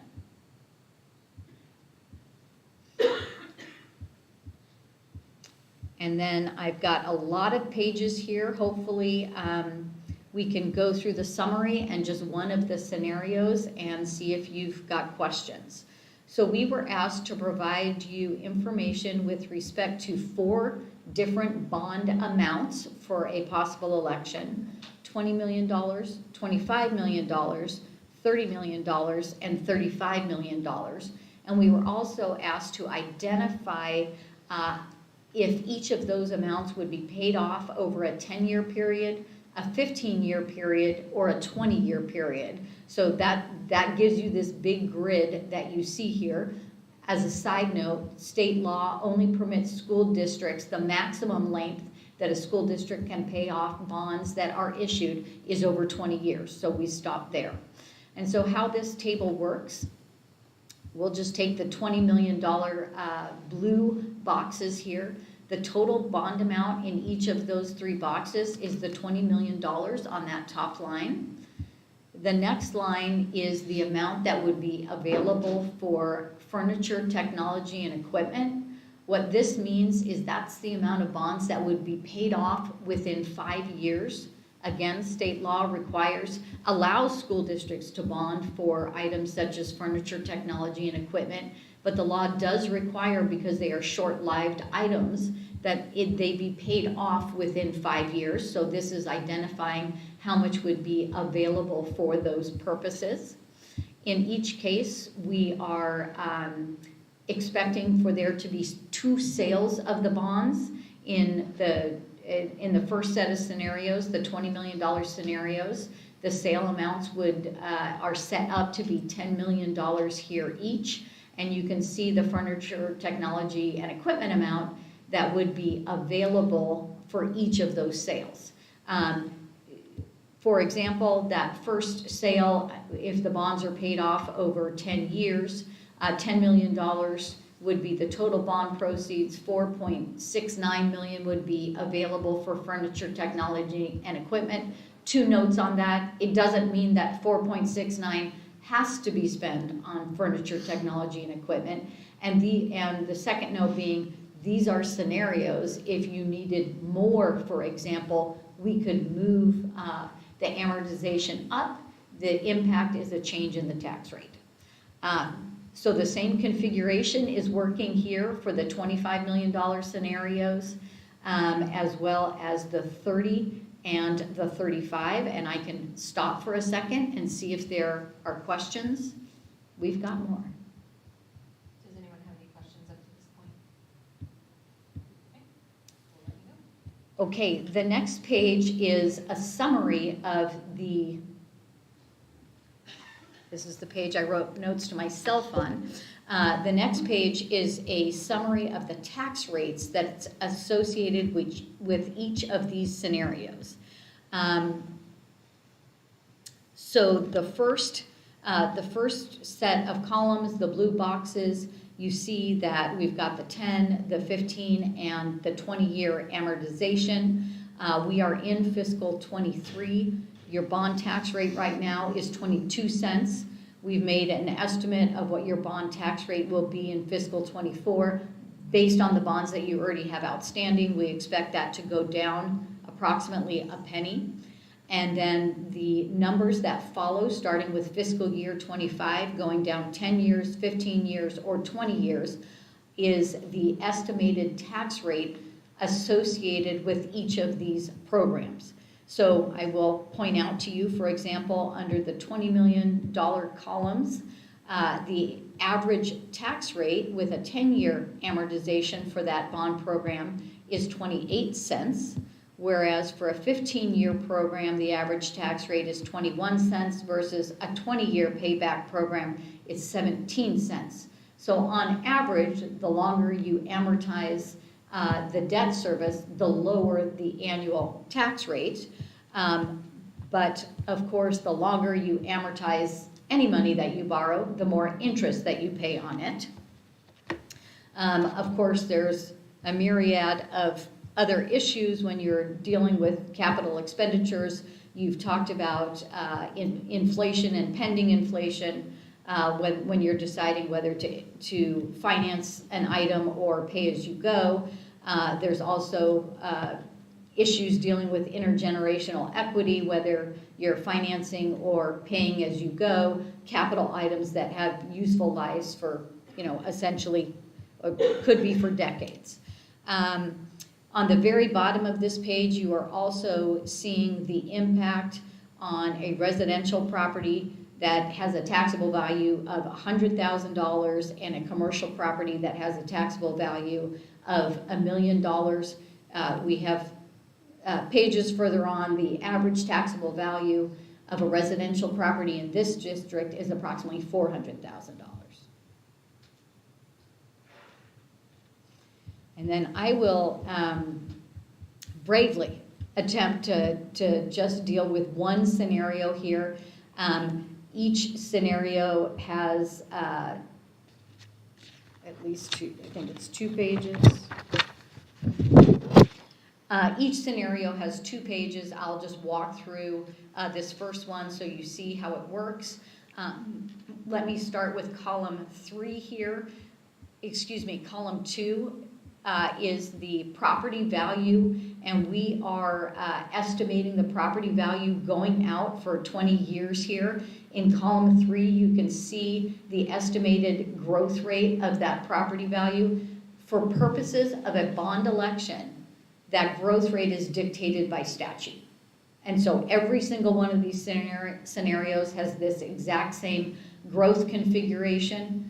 These are scenarios. It plays out how it ultimately plays out when you issue bonds based on how your property value grows. In columns 3 and 4, you can see the existing debt service of the district with the expected tax rate. Again, this is the tax rate is based on the amount of property value. So if in fact this property value in column 2 is understated, the tax rate will be lower. If the property value in column 2 is overstated, that tax rate will ultimately be higher. That's how that works. And then in columns 6 and 7 and 8 and 9 are the 2 series of bonds that we've been talking about for a $20 million issue. The first series would, in this scenario, be issued in 2024. The second series would be issued in 2026. Each one would be paid off over 10 years. So you can see column 8 goes a couple years longer than it does in column 6 because it was issued 2 years later, but they both have 10-year payback periods. And then 9 and 10 is the sum of the debt service in 6, 7, 8, and 9. Column 12 is the combined debt service that would be associated with the bond program, a successful bond election program in 23, plus the existing debt service of the district. And to the right, you can see the estimated secondary tax rate. Can I ask a question going back to the valuation and the tax rate? If the evaluations go up, you said the tax rate goes up? If the valuation goes up, the tax rate would be lower. Yeah. If the value, yep. Other questions regarding the Are these going to be able to go online? Sure. That would be alongside the Gordian report? Alongside the Gordian, with the Gordian report, because that's already there. Yes, I would be happy to do that. The second page of each scenario is similar to a table that would be included in your voter pamphlet. I identified for you that the average taxable property value in the district for residential property was approximately $400,000. You can see that in the top box there. And so you can see the annual impact, the estimated annual impact associated with the $20 million bond program with a 10-year amortization. This is approximately $114 a year. There's a calculation for a commercial property as well as a calculation for an agricultural or vacant property. And each one of the 12 scenarios has exactly these same pages. So we have a question, on your scenario, yeah, so the 20 million, like when it changes to 25 million, your second page for each one of them, the 10, the 15 and 20, still says 20 million. Is that just a typo? So like if you look at page 18 and then 19, like page 18 has a 25 million, but then page 19 still says 20 million. So, do you see what I'm talking about? Yes, and So then did yes, thank you. And I will, and I can confirm this for you because if you look on page 18, the projected average annual tax rate under column 11 is 0.3487. And yes, that is carried forward to this page. Thank you for that. Yes, this is a scenario 2A is a $25 million scenario. It's 25 million. Yes. So it's just the heading. Correct. That is a typo. But Yes. the numbers themselves Yes. follow the 20, 25, 30, Yes. 35. Yes. And yes. And that, yes, the second page on each one is apparently incorrect. Thank you. But just the heading. Yes. Are there questions regarding each scenario, the numbers? And I'm going to just leave it on the summary. I think that probably helps you get a little bit better feel for how the math works and what the difference is. So I have a question. One of the things we had heard last year regarding the bond was, we were looking at a $20 million bond and the interest that it was going to cost our taxpayers over the years was about half of what that bond amount was. Let's look at, the $20 million scenario 1A. We're asking for 20 million. What is the projected taxes that we would pay?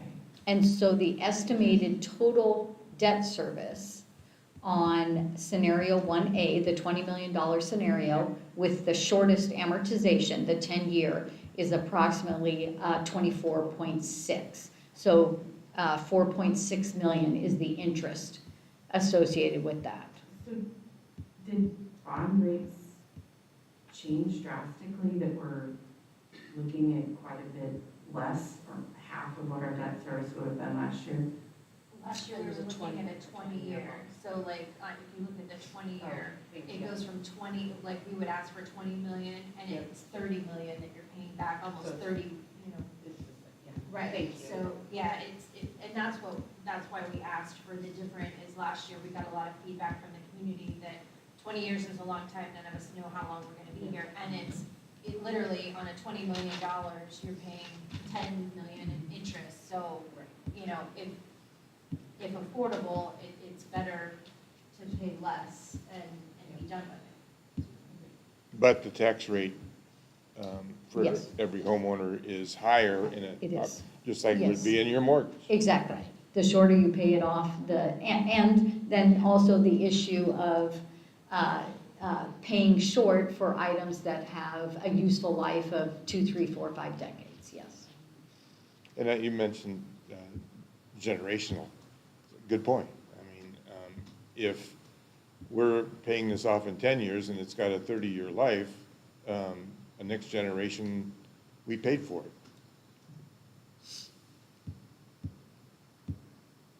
We being old people like me. Well, we do know that the median age in Fountain Hills has increased.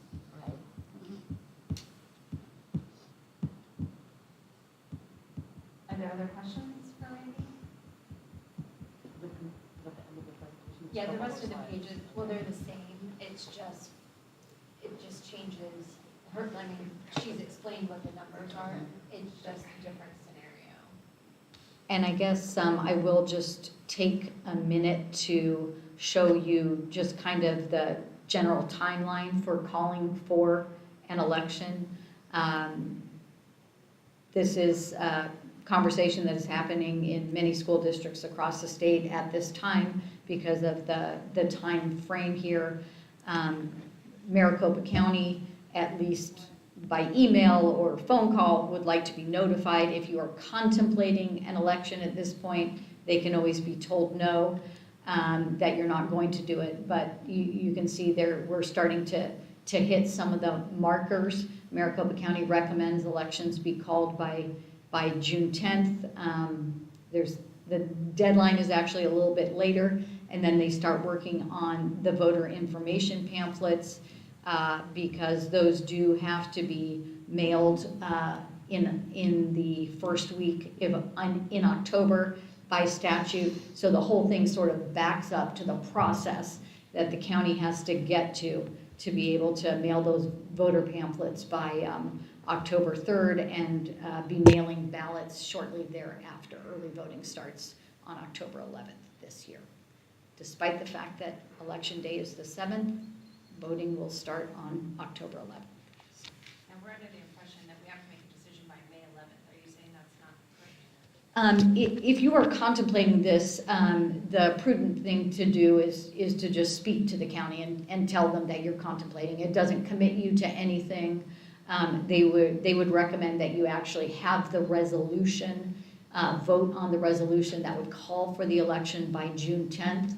But yes, they want to be notified. This is a major logistic undertaking for the county to get the elections properly organized for all jurisdictions. So they'd rather have you on their radar and you say we decided not to than to be surprised at the last minute. Just a quick question. Let's say we were to put bond and also to sell 4 Peaks.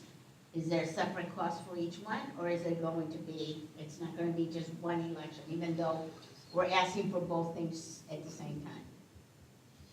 Two questions. Jim, do you want to chime in on that?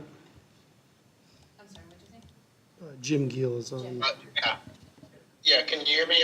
I think first I apologize for not being there tonight. I'm driving down the Casa Grande for a couple of board meetings, so thank you for allowing me to appear virtually. I think the question was if you have a site sale question and you also have a bond question, are they separate questions? Was that did I understand that question? Yes, Yes, that's but correct. is the cost separate or larger because we have 2 things? But so it's right. So it's a single election with 2 ballot questions. We try to be as efficient as possible. So you would have a single voter information pamphlet, but each question would be broken out separate within the voter information pamphlet and within the ballot. So we'd have a section in the pamphlet about the bond election, a separate about the site sale election. Is it cost double for that, or is it one single cost? Yeah, you should take it up with the county in terms of the cost. It certainly won't be double. It'll be more for a second question just because it increases the size of both the ballot and the pamphlet. So that means the printing cost is more, which is really actually probably the single largest cost is the cost to print and distribute the pamphlet. So the bigger that is, obviously the more it costs, but it will not be double, certainly. But the county can give you a pretty good estimate because they just basically count the households with the registered electors and come up with some estimated number. Can you go back to the big spreadsheet again? And where the,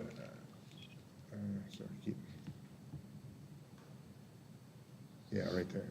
The column where it says the increased value of property, and that percentage was set by legislature, basically.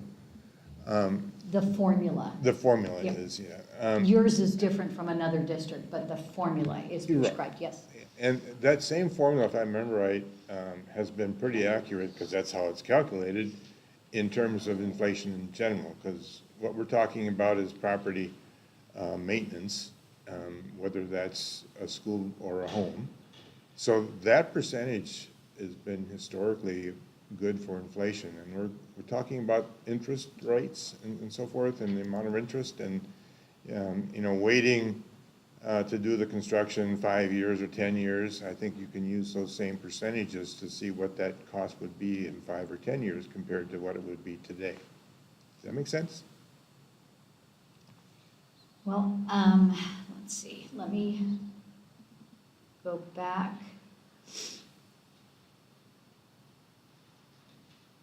So for purposes of a voter information pamphlet, Well, I know we can only say certain things when it comes to that, and the actual language on the ballot is Right. defined by the legislature. Yeah. I get that, but looking at it from a purely financial, from us, I mean, we can be more specific about what our actual costs are gonna be now and what they would be 10 years from now, based on what the legislature has said as a formula. so the legislative formula simply pertains to how the property value can be projected for purposes of estimating the tax rate. And that is tied to the historical 10-year average, which you can see on the right here is 5.22%, and that's the number that we've picked up. The question of how that relates to inflation and the cost of building projects today versus building projects in the future, I think it would depend on the time period that we're in, whether they kept up with each other or whether your property growth exceeded the rate of inflation or inflation exceeded the cost of your projects, you know. And the interest. Yeah. I'm And of course, yes, of course, interest rates play a role in this. Interest rates are right now higher than they have been for several years, but for people like me who had a 12% mortgage, they still seem, you know, relatively contained. And we've got estimated interest rates in each of these scenarios, which would be required to be included in a voter pamphlet as well. And we've, and you have helped us refinance We have. the bonds over the years a lot. And yes, when it's advantageous, we will bring those opportunities to you for the ability to save debt service on bonds that you already have outstanding, yes.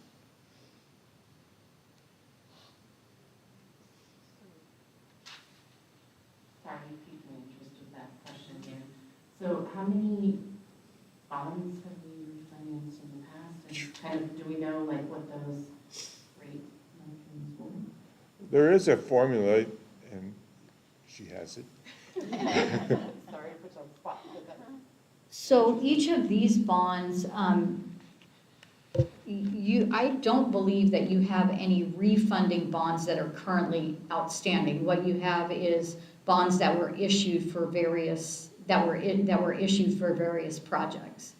In 2009, 2014, and 2015, that purpose line at the bottom indicates it was, you know, various improvements, and the bonds that the principal amount that you have outstanding right now is that 5.655 million. On July 1, you'll make payments which will reduce the outstanding principal by 1.12 million. each series that's outstanding has a principal payment that is due on July 1. But in past discussions with Bob and others. Yep. If there is I don't know, somewhere around 2% difference in the current interest rate compared to what the bond is carrying, we'd look at a possibility of a refinance. Yes, typically, and typically, you know, there's some sort of threshold that you need to be at least saving 2%, 3%, 4%, because there's costs associated with doing a refunding transaction. So you don't want to do it to just have it eaten up in the cost of doing the transaction. Right. Right. But we do continually monitor that. And the 2014, 2015 bond that she has up there, it was a total of an $8 million bond. Dr. J will be sending out in his letter where all that money went. Yeah. It's very itemized, and I think we ended up spending it down to $100. $12. No, there's about 100,000 left that is going to consolidation.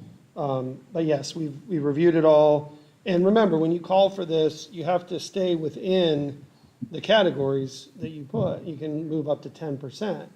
So that's why when I talk about estimating costs, that's why they allow that 10%, is so that you can't get it down perfectly. So you're going to have, you know, whether we get you numbers today and a year from now we start construction, those numbers aren't going to be the same. So we have to estimate inflation, projected costs, what all the work needs to be done, and then we estimate that out. And then if we're off a little bit one way or another, we can move money from different categories up to 10% to be able to fill that need. And so we will provide that. And I have looked at the bond from the last one, and, you know, before Dr. Allen started, there was about 3.9 million of that spent. The football stadium was 1.4 million. There was upgrades to air conditioning at one of the sites, which is a big cost. And then there was all the renovation of the high school, including all the polished flooring and things of that nature that were done at that time. But these are $600,000-$700,000 projects when you're talking about the whole district is 477,000 square feet. So when you start trying to renovate that much space, the numbers just get really high. So they spent about 3.9 in the first year to 2 years. Then when Dr. Allen came on board, he spent the rest of that. But I remember working with him on bond expenditures, and he was very, very particular about what it could be spent on, what it could not be spent on, because you have to follow that. That's part of it. So when we say that the previous bond was not spent on what the voters were told, I don't see any evidence of that. I see exactly the opposite. I see everything being spent in those categories on exactly what was told that it would be spent on.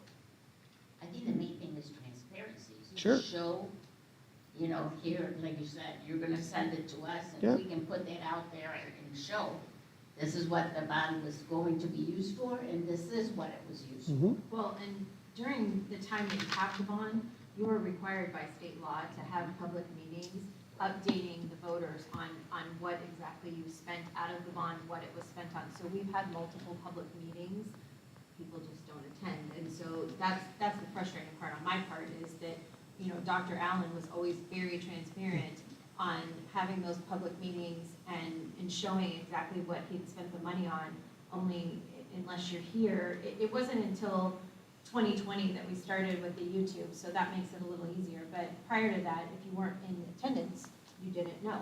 Was it done at the board meeting? It has to be. Yeah, I spoke to him actually today, just to review a few things, and he was, yes, he talked about the annual report on bonds and overrides, and like I said, he was very meticulous about it, and so we need to clarify that out, that I don't see anything that sticks out to me where the money was spent on something other than what it was approved for. And as Mrs. Settle mentioned last time, to look at Scottsdale, because I was looking at the website, and it's very specific, and it's very simple, actually, to Sure. show exactly what it is. If we were to do that, be more transparent for people that don't come to the meeting. Yeah, I mean, like I said, we made it a point as administration to take feedback, make ourselves available, answer those questions. we've always had a plan in place to have an oversight committee. I actually have a list of people right now that I've already reached out to, if this does pass, that we can put on that are, have a wide variety of different, just what they do in the community, their experience with the district, things like that. So, like I said, we have all that, we'll have all that planned out if it does pass, and we will be very, very particular with how that is spent. Yes, at the last meeting, you mentioned that you felt 25 million was a good number for us to be sitting at for a bond or to be requesting. Do you have, because you did show us the list of projects and things that you kind of wanted to work on with, if we got that, do you have it kind of earmarked with percentages and dollar amounts? Yes, and let me say that what we sent out to you was just a draft of, just to show you we've been working on it in the background, okay? We have to plug in numbers, we've been plugging in numbers, but at that time we had not. I said at the last meeting, and my understanding was, I said we needed about 27.9 according to the Gordian report. You take out Four Peaks and McDowell Mountain, that brought it down to about 18, that left you about 7. That doesn't factor in inflation, that doesn't factor in bigger costs. So Tyler and our finance team, John Flynn and maintenance, they're working behind the scenes right now on finalizing some of that. But I will tell you that construction costs have gone up. The Gordon report actually was for 38 million for the whole district, not 27.9. The 27.9 was pared down to most essential things that need to be addressed. 75% of our 477,000 square feet of our buildings is at high risk, I believe. What percent was that, or what? 75%, I believe, is at high risk. Yes, 75% of gross square footage is in the high risk category. And that was 2 years ago. High risk what? High risk of failing, high risk of being replaced, high risk of having issues. So that was 2 years ago. Now we're 2 years later. Not much has been done out of that list. So it just increases further the need, and then the costs, because it hasn't been addressed in the past, are going to continue to go up. So we're going to try to like what we're estimating is about a 25% increase in those certain areas, just because of construction costs, supply issues, and then inflation. And can you tell me where we got the May 11th date? Tyler. I can tell you, actually, that's me. I received an email from Hope. And she You said did? that we need to email the counties by May 11th. And I heard from Tyler the same thing. But Hope is in charge. Yeah, Hope is in charge. she's in charge of the election. Yeah. So according to Makisa, it's May 11th. They want to know. They want us to email if we're moving. We just told them by May 9th we'll have a decision. Okay. Then if Makisa says that, that's what we Yep. need to stick to. Then we'll need a resolution by the June 10th. Correct. Let it vote by May 11th. Correct. Dr. J, Yeah. could you please get us our show where the Gordian has the 38 million for the whole? Yeah.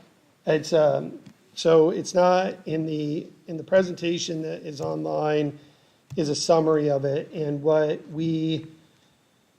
was shared with me from people that were here at that time when that was done was that the Gordian met with the administration at the time, and they went through the pricing, went through all the different things that were on the list, because the original number came out at 38, 521, 669. So I'll share that with you guys as well. John Flynn and I'm assuming the superintendent at the time and the administrative team pared that down to a number they felt was the most critical to get done. But that would be to do everything on the list, like everything that needs, and that's 10 years out. So even things that are not yet, maybe an issue, but will be in 5 years, 6 years, that was everything. And again, that doesn't factor in anything to do with redesigning instructional space, redesigning the way we learn, best practices on student achievement. That's just fixing air conditioning, roofs, carpeting, paint, the windows, weathering, all those types of things, without factoring into that. Do you want to redesign space? Do you want to redesign furniture? Do you want to redesign how the kids are learning? So that's what we'll be sending. The Gordian report, did it include, if I remember correctly, it included things like fire alarm systems Yep. and things like that? Is there money in maintenance and operations that's supposed to be going to stuff like that routinely that we have not been doing, or? No, there's fire inspections every year. I just looked it over today. It was roughly $60,000 in testing fees to do all the work. Again, you're talking 477,000 square feet of space, so it's expensive, but was maintenance and things taken care of over the last 20 years? I think probably not to the level it needed to be. But again, if you're operating on a very tight budget, there's just not the money to do it. If I have issues, like I can't right now, I can because of Dr. Allen saving some money over the past, I can do some renovation work to the new school, okay? But in order to do that every year with a declining enrollment, it's made it hard to do. Now, again, could there be better decisions made in the past? I can't speak to that. I can just say that moving forward, these are the needs of the district. We need to address it. What are the current bond rates that we're paying, the interest rates? Do you know? Each issue is different. Right. Yeah, and that's a little bit of a complicated question because, and let me get to that page. So the coupon rates that you're paying on, you can see them here on the three different bond series. But I don't want you to interpret that was the all-in interest cost associated with each of those issues. And I can provide that to you separately because at least some of the bonds were sold at a premium, which will impact the true interest cost associated with the bond sale. But these are the coupon rates that you're currently paying. And then you can, each one of these spreadsheets identifies the estimated interest. Of course, this is for purposes of a voter information pamphlet. We would use a conservative estimate on the interest rate. In this case, these bonds are expected to be paid off in 10 years, so in fact, that interest rate will be lower. If you look at the 20-year version of this, each of the, instead of 3.5 as an estimate, 3.5 and 3.75. On the 15-year version, we're using 3.75 and 4.0. But again, these are just estimates for purposes of the voter pamphlet. If I knew what interest rates would be in March of 2024, I'd be in a different business, right? Let alone March of 2026. So at the time, at the time you're ready to issue, obviously we're looking to assist you to get the best rate possible. And honestly, if you're not comfortable with the interest rates at the time, March of 2020 was a disastrous time to be issuing bonds, and we had several school districts literally hold off for about 4 or 5 weeks until the markets calmed down a little bit. You don't have to issue the bonds when the rate spikes up to 7 or 8%. And then maybe the last request for the transparency is, you spoke about the documentation for the public meetings. If we could add that we did have public meetings and post that up. We'd have to go back through the minutes. But yeah, You might have a presentation. Those are the though, right? hearings? Are you talking about the hearing? Dr. Allen's They're presentations. presentations from Dr. Allen. I don't know that the board has the presentation, and Dr. Allen's stuff isn't on the system anymore. But we can look. Tyler did one last year. These are correct, or is actually that- bond. Yeah, we still Tyler have a did one. bond, So we Yeah. would have had a bond presentation every year since we've had a bond, right? Mhm. So yeah, so Tyler, there may be one from Tyler. The state requirement on the public meeting is while you are spending the bond proceeds, so that would have likely been in the first 3, possibly 4 years after the bonds were issued. So there may not have been when there was no spending. Correct. The requirement is while the I proceeds are being think Dr. Allen spent. told me he did them anyway, but again, Well, finding let's look those. and find out and see what Krista, we if you have. can look for that. And the override would have been discussed at the same meeting. While you Correct. have an active override, it is So a that's why- similar statutory requirement, I yeah. will look through, I keep all of my board stuff, so I will look through my folders and find out what I have. Are there other questions? I have a question just for my curiosity, because a comment was made at the last presentation about drawing the biggest bond that we could get passed, because we don't have to take all of it, we don't have to use all of it, and it just goes away. And then the comment was also made that the consulting company, Steeple, makes money based off of the size of the bond. Do you get that payout when it's passed, or is it as we draw on the bond? No, we, good question, thank you. My firm only gets paid when you issue bonds. And part of our service to our school district clients is this, doing the analysis as you're contemplating an election or if you're contemplating a bond sale. But yes, our firm is only paid when you actually do a bond issue, when we successfully complete that for you. Do you ever see districts do 10 years? Yes, there are a few districts in the state that are pretty firm on 10-year amortizations. The most notable is Mesa Unified.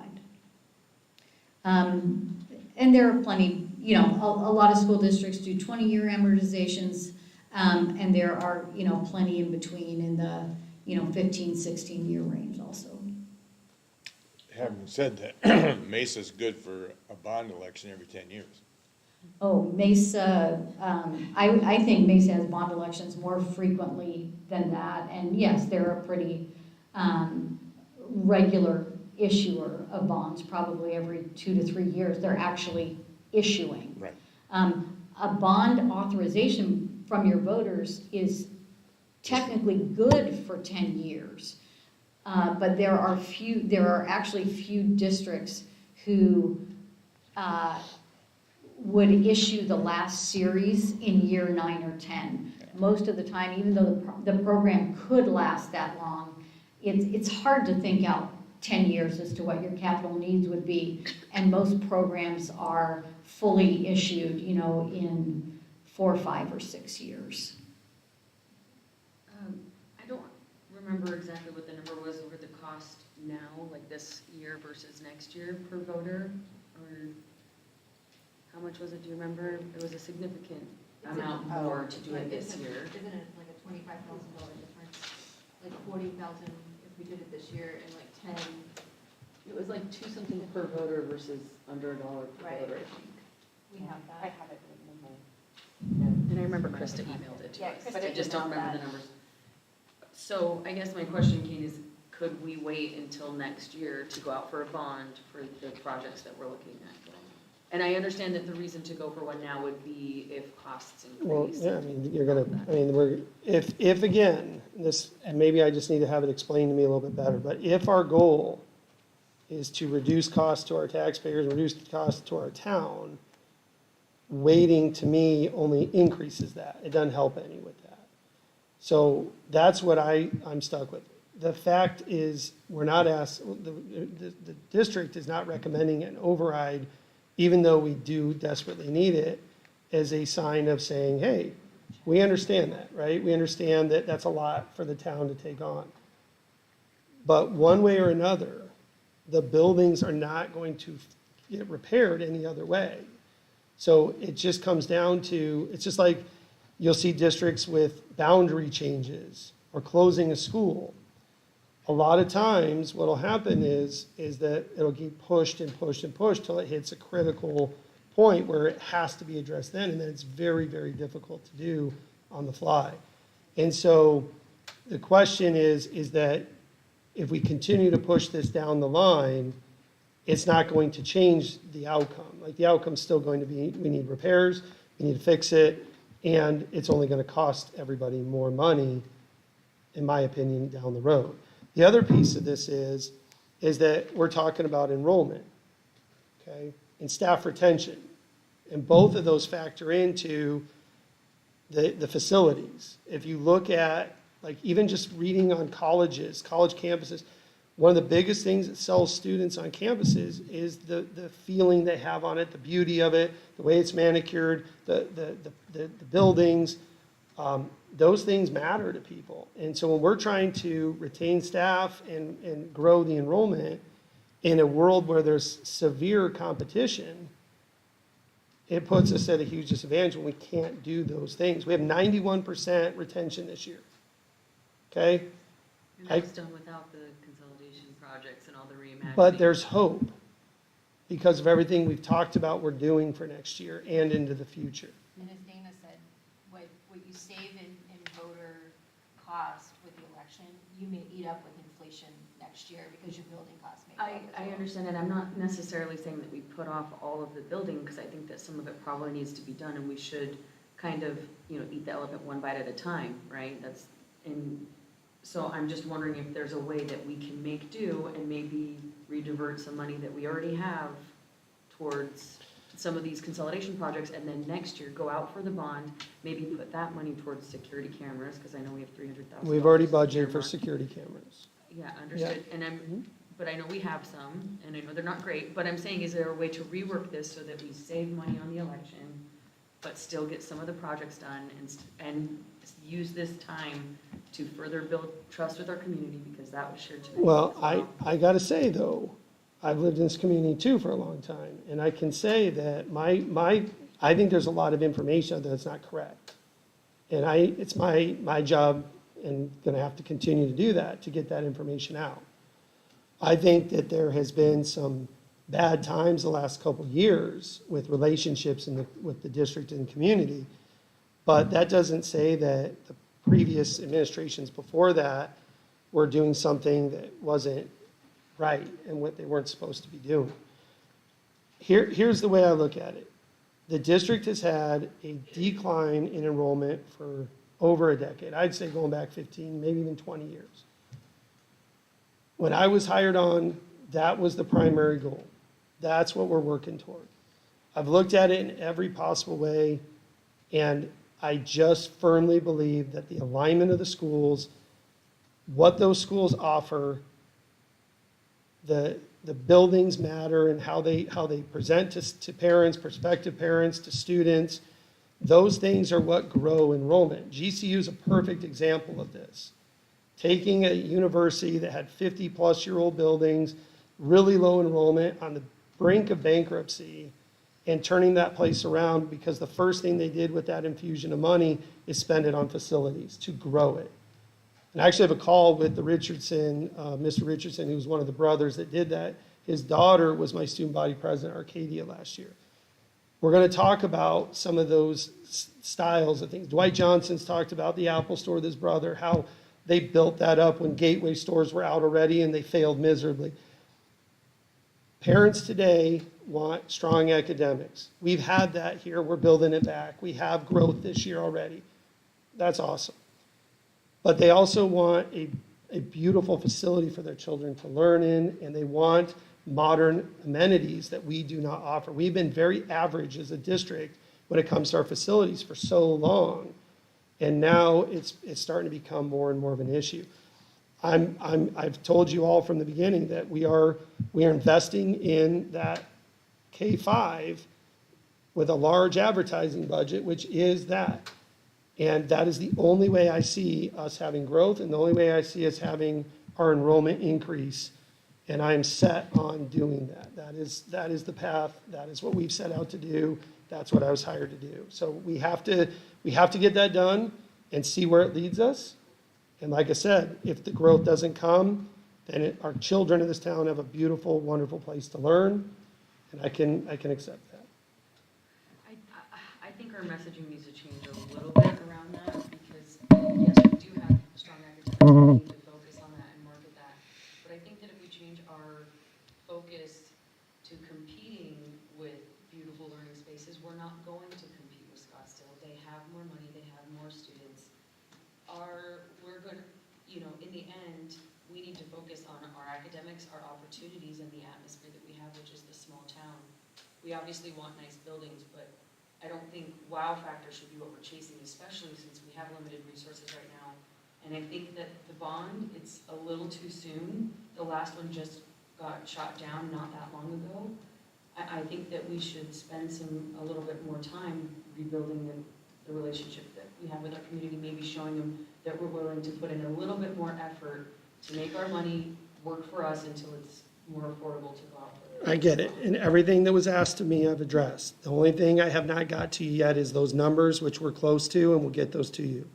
But everything else that was brought up, I went over it the last time. We've addressed everything that was asked of me, everything that was brought to me from the community about, this is a reason why, this is a reason why. I've addressed it. And so I just, And I think that that was excellent, and I think that we are on a good, we're trending in the right direction. So I think that if we could hold out a little bit longer, and, we're up 90 students, we should have a little bit more money there too, I think that, again, if we can make do, maybe get a couple projects done here or there, and we just saw in a huge way, in a couple huge ways, our community step up when we really needed it. We needed painting, our community stepped up and offered to do the painting, we didn't have to ask for that. The football field, we needed that, that was huge, the community stepped up and worked with us on that. So I think that if we show them that we're willing to work just as hard to get things done in the most responsible way that we can, I think that that would do a lot for us. yeah, and we are. And that's why we got those things done. Those are all initiatives we brought to the table, but it's not gonna fix I buildings. have one more question. Okay, but he's got another engagement. I've already missed it. It's okay. I've Oh, already you missed have it. it, you have it. I have not? No, No. and she's So waiting for we you. said this meeting would be over at 6 Okay. o'clock. Can I ask one last question? Is there a way to get bids and things like that for more secure numbers before we have a bond and override passed that we could? No, and I've talked to everybody about that, and nobody, Nobody wants to come out and give numbers on If what the it's money gonna isn't look already like. approved. Well, and we're asking them to give numbers now for a project that wouldn't even be done until sometime in 2024, 2026. yeah. Nobody's gonna give an No. estimate based on that. He has some numbers that, they're gonna be general, just like every bond we've ever done. It's a general amount. It's a pretty good guesstimate, but no contractor wants to come out and give a bid on something that's a year or more down the road. But it would be nice if he has numbers for the entire board to see the numbers. And he will, he's gonna send them this week. I have not seen them either. He has numbers, so Well, I know, let's just because say- we've talked about it, and he's gonna, that's the letter he's gonna send, and I also asked for it to go public. And what I want you to remember, we're here for education. We want the students to do well. If our buildings fall apart, it's gonna be very hard to do. So that's something to think about. I think we just need to be careful about continuing to use education as the tool to get money when we can be more responsible. This is what we're here And use for. our money But better. we're here for He's got it. education. He's got it. Randy, thank you so much for your time, I appreciate it. Jim, if you're still there, thank you for your time as well. Future action, if there's anything you'd like to see, please contact Kane or Krista. Dates of upcoming meetings, May 9th, 6 o'clock here in the Learning Center, Wednesday, June 7th, there'll be a business meeting also here in the Learning Center. I move that we adjourn. Second. Any opposed? Yes.